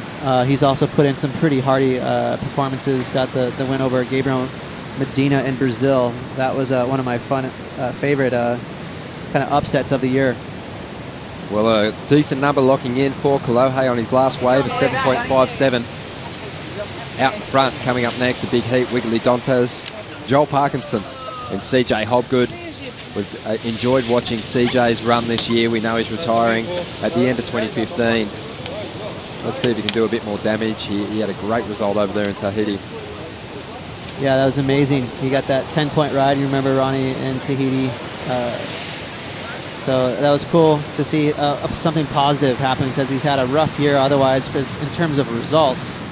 And these are the kind of conditions where CJ can light it up. So he could go for another Hail Mary here in France. Bring it on. 12 minutes to go now. Kai Otten chasing a 7.14. Josh Kerr, he's looking for a two-wave total of 14.41. We've focused a lot on Kolohe and him turning his luck around on the QS. Kai's kind of the man who just seems to struggle through the first half of the year and then just flicks the switch and puts together a number of strong performances to get himself back into the top 22. He's done that again with his last 3 appearances in CT events. There's something about him. He's just such a gnarly little fighter. Yes. And I think he really knows how to maximize each heat when he gets into it. He never lays down. If he gets down in a heat, he knows how to fight back, and that's transitioned him into a win here, a win there. That's brought him into the picture for that top 22. It's all it takes at this level. It's just 1 or 2 victories. It makes the difference right there, on the cut line. The other surfer in the lineup, Josh Kerr. What's missing from Josh Kerr's act that's kind of stopped him from claiming that CT win? We kind of touched on it earlier. I just think it's really nitpicking, because Josh, I'm a big fan of him. I think he's an amazing surfer, a great tube rider. I really respect his wave knowledge. He seems to really have every wave we go to on tour dialed. And then he's an awesome aerialist too. Great in the air, very progressive. But he's just a small guy. So sometimes when he goes up against guys that know how to turn on the fire hose, throw a big spray, and have that big rail game, maybe that's the difference. I don't know. I'm actually shocked that he hasn't had a couple of victories. He's that good. Do you think it gets to a point too where you've had a couple of finals appearances and not claimed that victory, where mentally it starts to hold you back a little bit? It could. It's one of those things where some guys can just relish in that moment, and some guys can't. I'm definitely one of those guys. I never got the victory on the CT tour. It's tough to come by. Well, here's Andino. Just a quick wave there. Gets one turn in, and then elects to kick out as the wave fattens out in the channel. Just on 5.5 minutes to go. I like that backup from Kolohe Andino, 6.83. He gave a little fist pump. I think he knew it was a challenging wave to ride, and he kind of grinded out a couple of solid backhand turns, and that could make a difference for him. I saw Kolohe's dad, Dino, who's a former championship tour competitor himself, in the competitors area just a moment ago. He watched Kolohe's performance down at Cascais and said now he can just do the kind of surfing that he really wants to, and he's going to be a little bit more freed up, so it'll be good to see. It's definitely worked for Felipe. I think he surfed this year that way. Whether it's a win or equal 13th, he just puts the pedal to the metal. So I think that kind of attitude for brother right here on your screen, that could do wonders. He could break through and get those wins. Well, this is Josh Kerr's best wave, just a 3.57 at this stage of the game. A couple of nice turns, but just took an awkward fall here. A little bit of backwash out there. It's a shallow sandbar. And as that tide drops, we'll see that happen. Kai Otten getting quick shampoo. So no major scores here, but Kalohe Andino, he's putting in a pretty solid effort right there. Again, I think it's all about the backup scores right now, and he's got the best one. Kai's got a 7.27, needs a 7.14 to jump up into the lead on this glorious afternoon down here in the southwest of France. These beach breaks have been firing today. One of my favourite perspectives in photography was kind of born here on these beach breaks. You're pretty aware of the photographer that takes off. You've seen those images. He takes off behind the surface of these big French beaches and just throws himself into it. Laurent, he's a freak. Yeah, Laurent, he's also been a pro surfer for many years, and it's crazy how comfortable he is pulling in way behind the peak, basically into closeouts, but he gets that perspective that's really kind of a breakthrough for photography. He gets up nice and high in the barrel and behind the surfer. And he's been doing it for a couple of years and turning a lot of heads in the industry, which is tough to do these days because everyone's a photographer. I think during the event window we'll have to pull up some of those perspectives because it'll give all the viewers out there a great idea of what these CT surfers are seeing when they tuck into some of these huge, big, gaping barrels. Here's Josh Kerr. He's found one, and he takes a high line, hangs on. I'm looking for a big completion here on the inside, but the wave is going to shut down. So just over 2 minutes to go. Josh didn't want a chance getting caught inside. He knows he's behind. He's got to break the 2-wave total required. And he's certainly done that with that last ride. He'll be wanting to know what he's going to be chasing coming into the final stages of Heat 11. So Kai Otten, look at the size of this wave. He's back to his old tricks. What was that? That was maybe one of the bigger waves we've seen pulled into today. At least we don't have to worry about him just getting mashed into a reef. Yeah. Just a sandbar. So closeout barrel for Kai, but again, you gotta love that he just detonated himself, and then a sneaky little barrel there for Josh. He's trying to get out of that combo situation, which is very possible. It's a low combo of 14.4. Well, just under 2 minutes to go, and a big set wave just rolling through, catching some of our competitors on the inside. Josh, he'll be pretty desperate to know what score he's going to be after in the final stages. He's definitely going to know that he's going to be looking for a number. So keep him busy on the inside, starting to have a look at some of these medium-sized rides. Not getting overly fussy at this point in time, just wants to give himself a chance. No one is knocked out in the first round. A second chance up for grabs for those two surfers that don't get the win here in round one. Just over a minute remaining now. Kai Otten looking for a 7.14. Josh Kerr, we're thinking he has broken combination. He got barreled on his last wave. He needs another score now. Well, Kalohe's out in front. The cool thing about these types of waves right now is it can produce 10-point rides. I know this onshore breeze that just popped up, it's going to become a little more freakish to find a 10-point ride or even, a 9-point ride. But it's possible. It's not like lowers where you're just waiting for that head-high wave to roll in and you have to perform your way into an excellent score. Out here, if you get a big old A-frame pop up at you and you're in the right spot at the right time, you can get drained, get a big old barrel. So it's possible with a minute to go. You have to keep your head up. Josh got a 6.33 on his last wave. He now needs an 8.07. There's 25 seconds to go. There is a couple of big lumps rolling towards the competitors at the takeoff zone. But Kalohe Andino has priority. He can control that takeoff zone with good positioning. He can make life very hard for Kai Otten and Josh Kerr here in the final stages. And he is going to swing on this one, using that priority, looking to improve his lead by replacing a 6.83. Just grinds through a bit of a setup carve to get started. Digs in a little harder on the second turn. And now looking for a big finish on the inside. And puts it on rail, all style, as he jams the back foot into the wall of the wave. Kalohe Andino is going to take the win. He'll be moving through to round three. Kai Otten and Josh Kerr, they'll be bouncing back in round number two. We're going to take a quick break. The last heat of round one to come. Wiggly Dontas, Joel Parkinson and CJ Hopgood up next.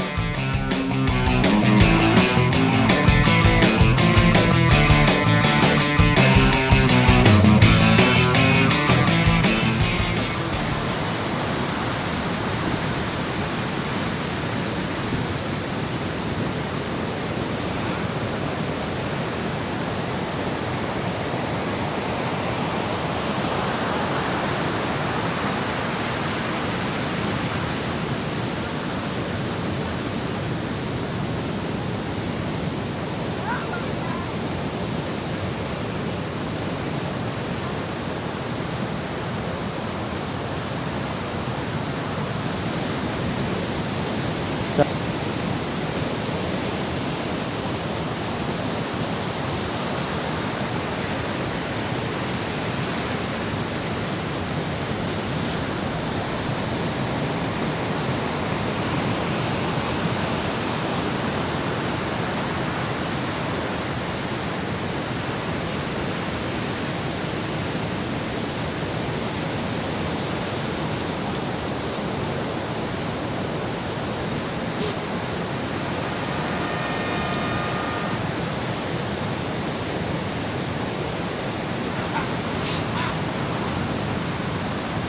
Merde.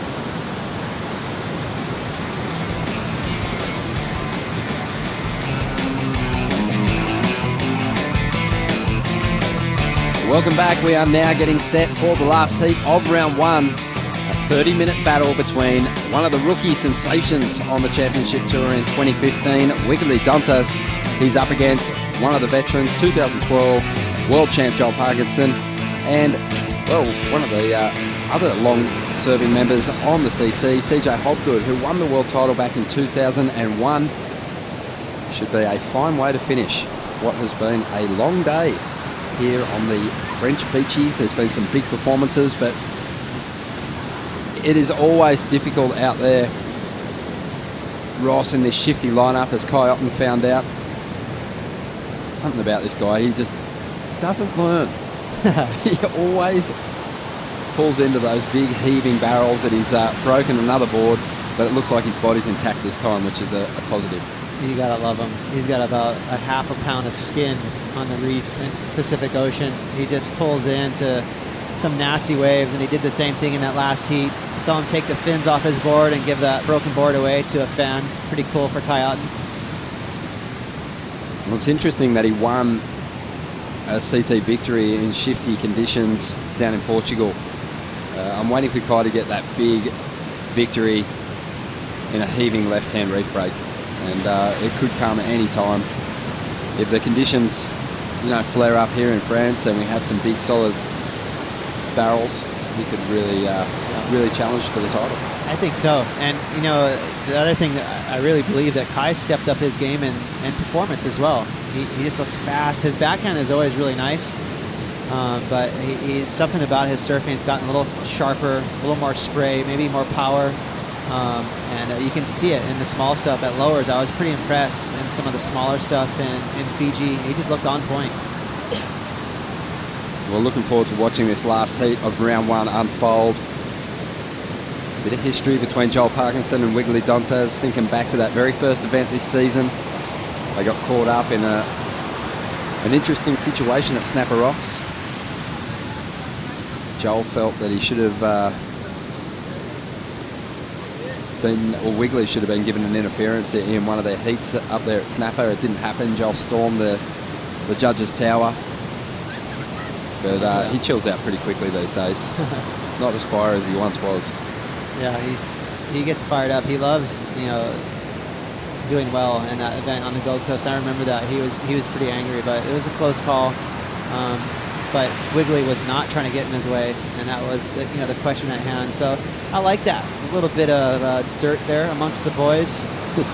Well, Joel is having one of his worst years actually as a CT competitor. Most surfers on the tour, well, especially those guys down the back end, would be thrilled to be in 14th place, but Joel is rarely here in 14th position or outside the top 10 coming into the last three events.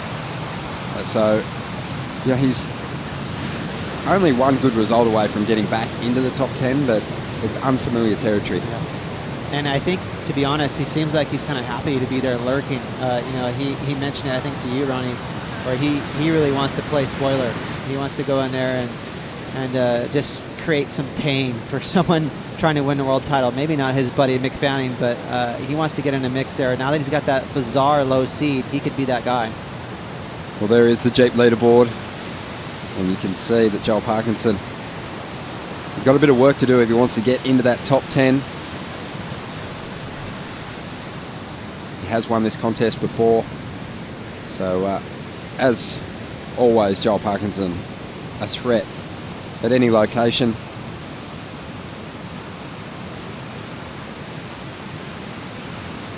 We won this event way back in 2006.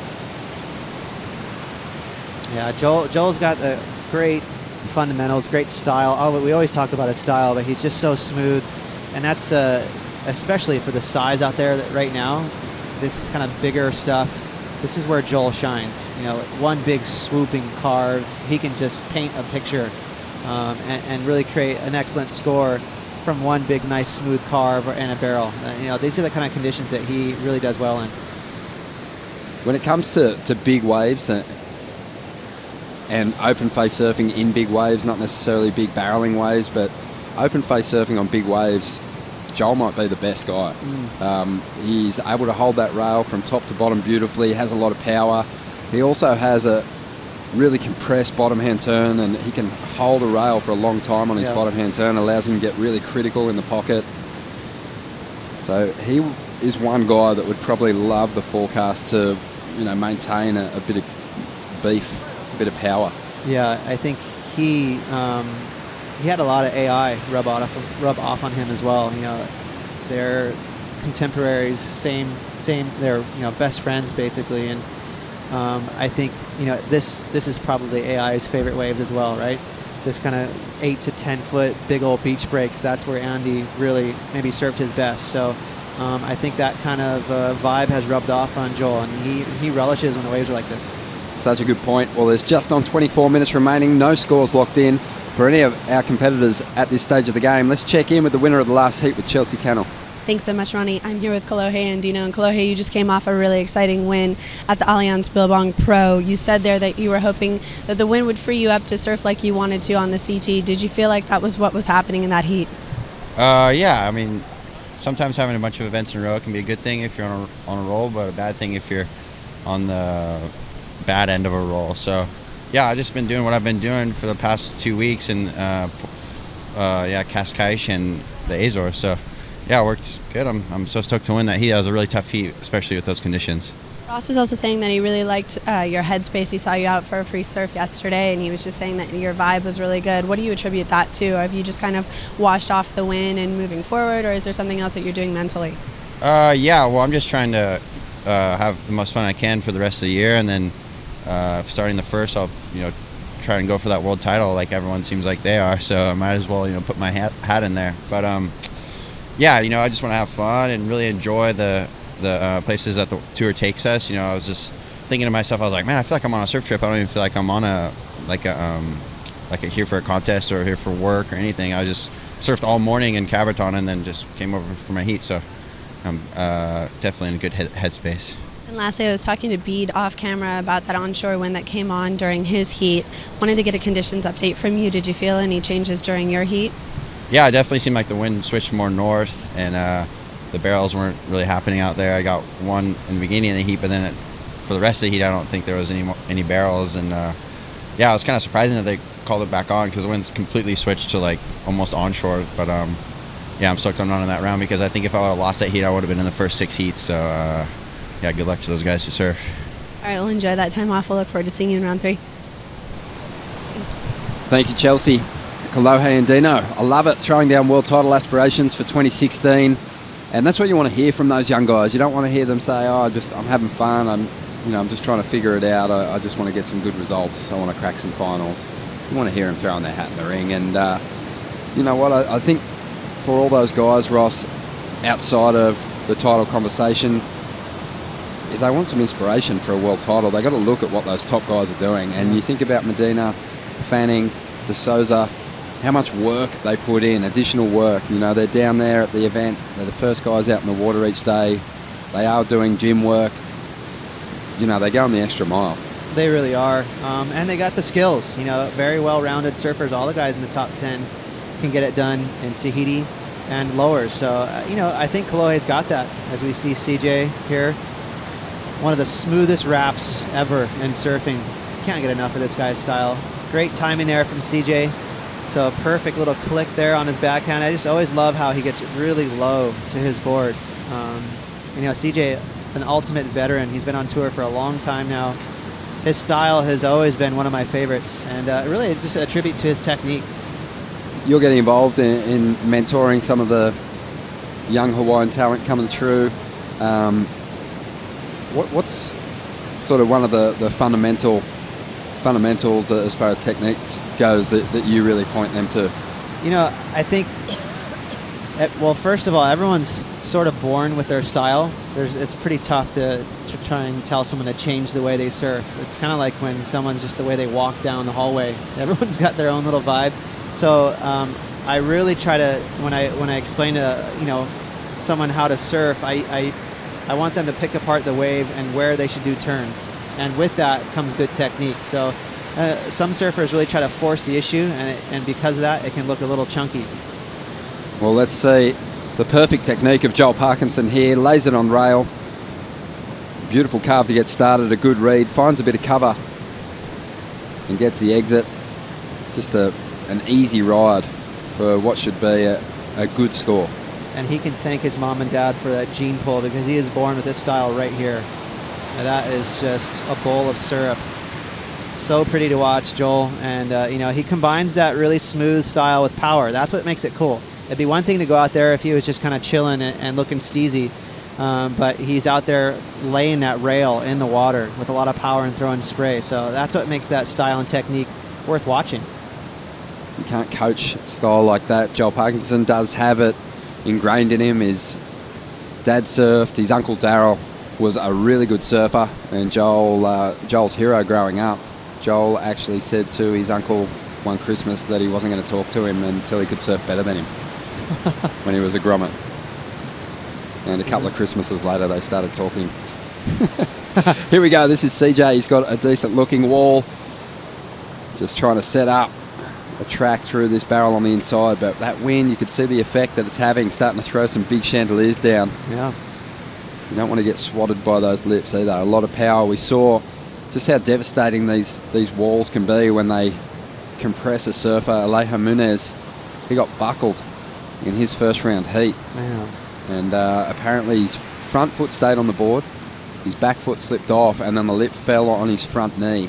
So we're still waiting to get a bit of a diagnosis on exactly what's happened, but at this stage of the game, it's probably looking pretty shaky whether he'll be able to compete in the second round. Yeah, that's tough. If he has an ACL or MCL, some kind of tear there, we'll have to wait and see if he has anything at all. Maybe he got lucky and just got compressed and he'll bounce back. But it's always tough when you get your knee messed with. So hopefully Alejo heals up fast and quick.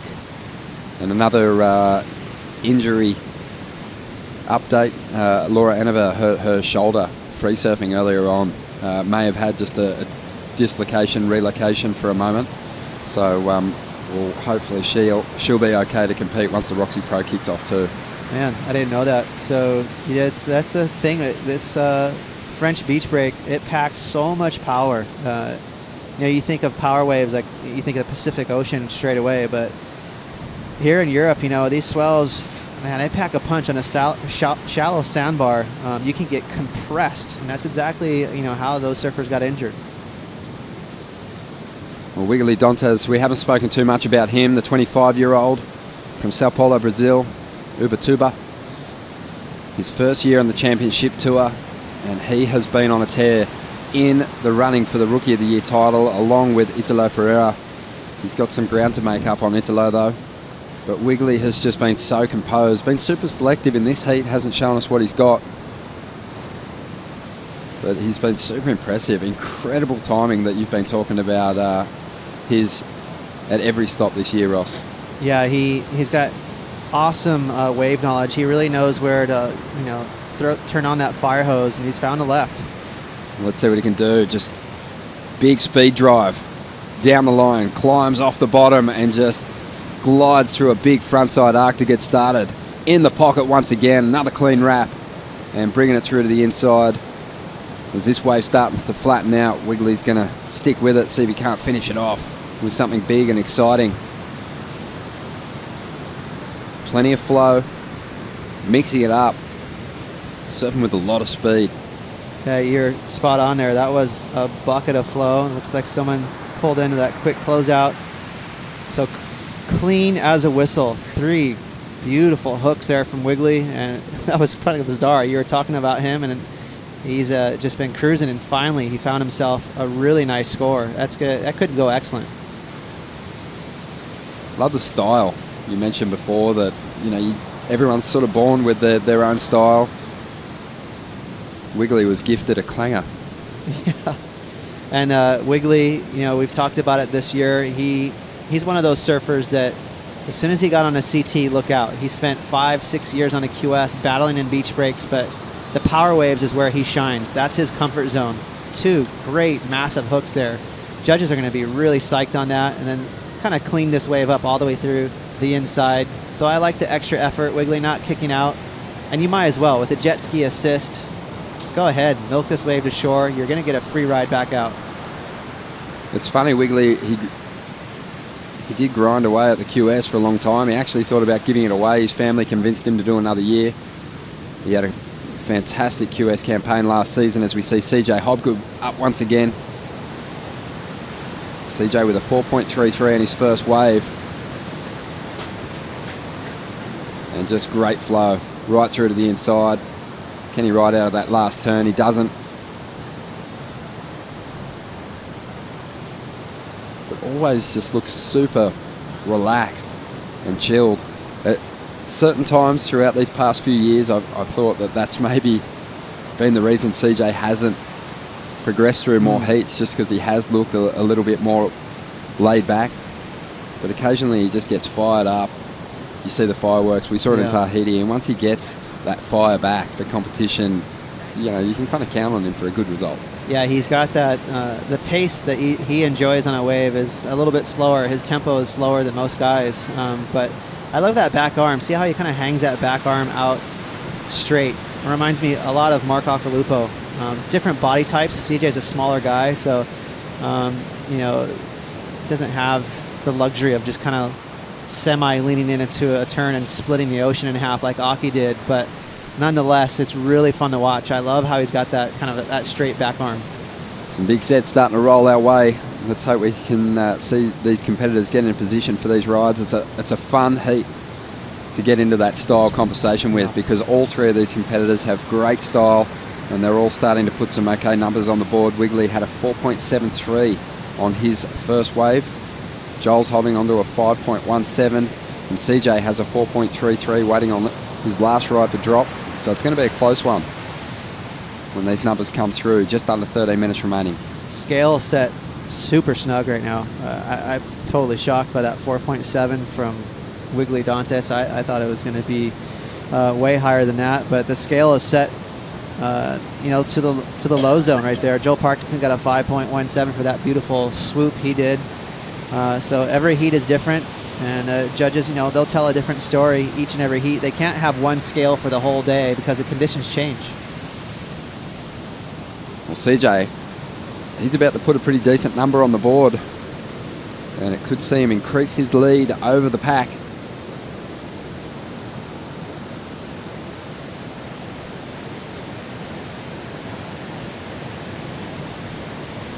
That set just didn't really eventuate into anything at all out there. CJ gets himself a 6.33, and Joel Parkinson now looking for a 5.5 to get into the lead. And Wiggly, he is after a pretty solid score to get himself into the number 1 position. I'm sure that the commissioner is watching this heat very closely, because with that wind picking up, it's made conditions a little trickier. We've got heats for round 2 on standby, and the call was made that we'd go into those round 2 heats. Do you think it'll stand? Yeah, that's whoever's that top seed in the first heat, they're going to be dictating. Well, this is Joel Parkinson. Let's see what he can do. Just holds that rail nicely, can't overcommit. A lot of bumps on the face. Gives it a bit more on the second turn. A nice snap. With just over 11 minutes remaining, Joel's going to ride this one through to the inside, pick up the ski and get back to the lineup. 11 minutes to go. You're right, though, Ronnie. I think the conditions really tricky. All day we've been enjoying tube rides, and that's what made those scores go excellent pretty easily. Everyone had a crack at a big old barrel, but now that that's gone to the wayside, it's pretty tough out there. Big drop from CJ Hobgood here. He grabs rail. He's got a good line through this pit, and he'll find the exit. Had a 6.33 on his last wave. Expect that one to go high. That'll be the best wave of the heat so far. Love that takeoff. so composed under those bigger set waves. On cue. How was the timing? We were just thinking, yeah, there's not many barrels out there, and CJ just drops into a dreamer. Look at that. Wow. Pretty crazy technique there. Air dropping into that barrel. He was deep too, and not an easy exit. So that for sure has to go excellent. Easily the best wave of this heat.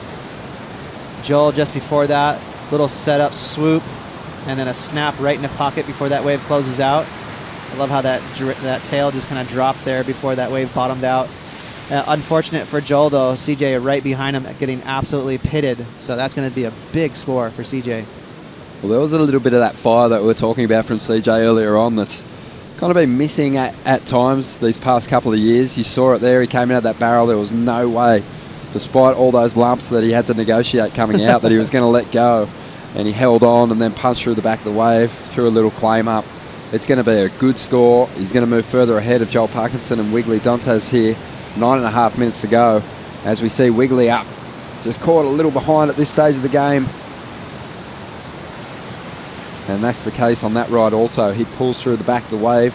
That always blows me out too, the world's best surfers, their ability to pull through the back of waves.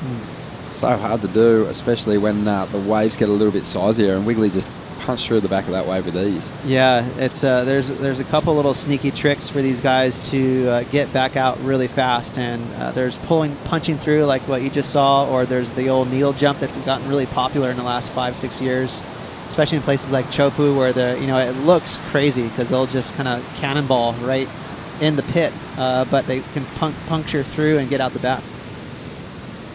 Well, just over 8.5 minutes to go, and get set for a big number for CJ Hobgood. An 8.5 sees him move further ahead of Joel Parkinson and Wiggly Dantes. And CJ, let's see how he reacts to the news. A solid number. One of the biggest scores that we've seen in the last couple of heats. And CJ well out in front now. Joel Parkinson needs a 9.5 and a two-wave total of 14.84 needed for Wiggly. Here's the replay. Well, you saw that backwash hit him right as he was trying to drop in. Really good technique. CJ, one of the best barrel riders of all time. Not afraid. We were talking about Kai Otten and how he charges. CJ is a madman.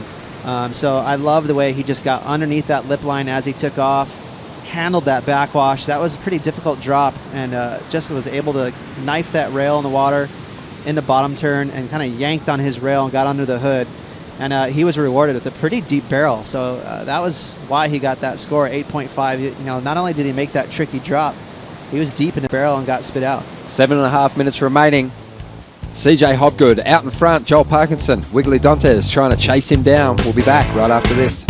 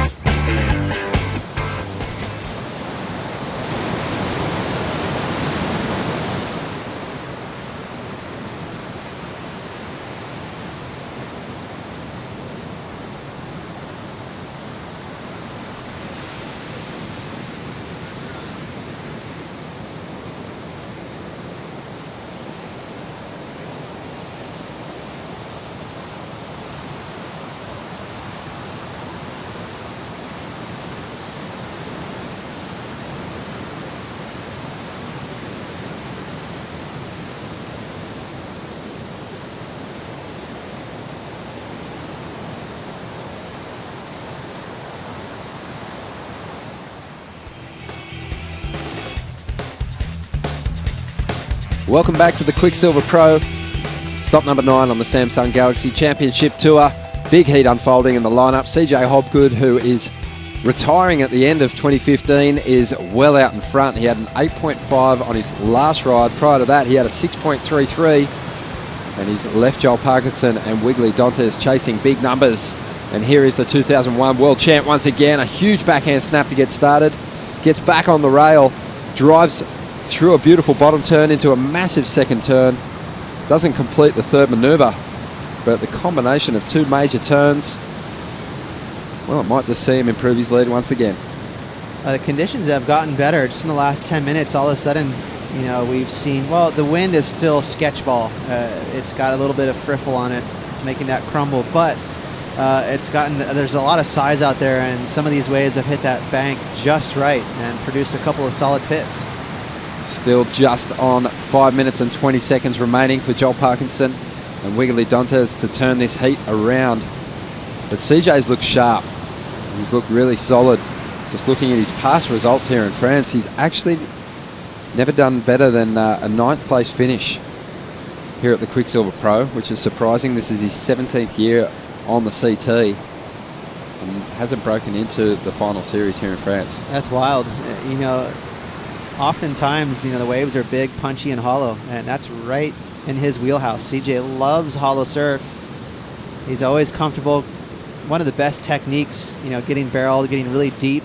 He's got that low center of gravity, so that's surprising. But France is not always big and hollow. A lot of times it's little shred fest. As you can see, CJ hook up with this right-hander. Watch this second turn right here. Under the hood. That's classic CJ snap right there. Well, and he did improve his lead, as we thought, a 6.93. It's pretty hard to ignore 2 big major turns like that, and I just love the way he came out of that first move, and he just went straight into his bottom turn. It was probably a 20-foot bottom turn, straight up into the pocket of the wave, and just unloaded once again. So very deserving, and with that, he now combos both Joel Parkinson and Wiggly Dantes. Just under 4 minutes to go. Let's check in with Rosie Hodge and get an update on what's unfolding and what's to come. Exactly. Well, I'm just standing with the commissioner, Kieran Perot. And Kieran, we heard from Kalohe and Dino, the wind's come up a little bit, the conditions may be deteriorating a little bit. What's the call for the rest of the day? Yeah, unfortunately, this wind really kicked around and it's come up a lot in strength. It's kind of ruining any opportunity for a tube ride out there, which is making it tough. The guys are finding it harder to get those corners and get good turns in, and it's pushing more down this way. And the judges' angle right now, they're looking directly into the sunlight, so making things very difficult. So we're actually going to call it off after this heat. We won't go into round 2 anymore. We'll come back tomorrow morning. We're still expecting tomorrow to be great, so we're looking forward to that. And we also had some drama today with Alejo Muniz obviously getting stretchered out of the water. Do you have any insight into that injury, and will he be surfing in round 2? Yeah, that was a shame. Really kind of injured his knee. At this stage, he's going to get some scans, and then we'll know a little bit more. But he wouldn't have surfed today, so that was going to be a walkthrough for Italo. I guess he'll have to think about that for tomorrow, but it's likely that he won't be surfing anymore. All right, well, there you have it, boys, on the completion of round 1. We will be stopping competition, but we've got lots of action on the post show, and Ronnie's going to take it away for live action. Thank you, Rosie Hodge and Kieran Perot there, and I think a smart call. Definitely some average conditions out there, but still CJ Hobgood's having a great heat, as we see Joel Parkinson a big drop, couldn't get into that one. 2.5 minutes to go, and Joel Parkinson and Wiggly both comboed.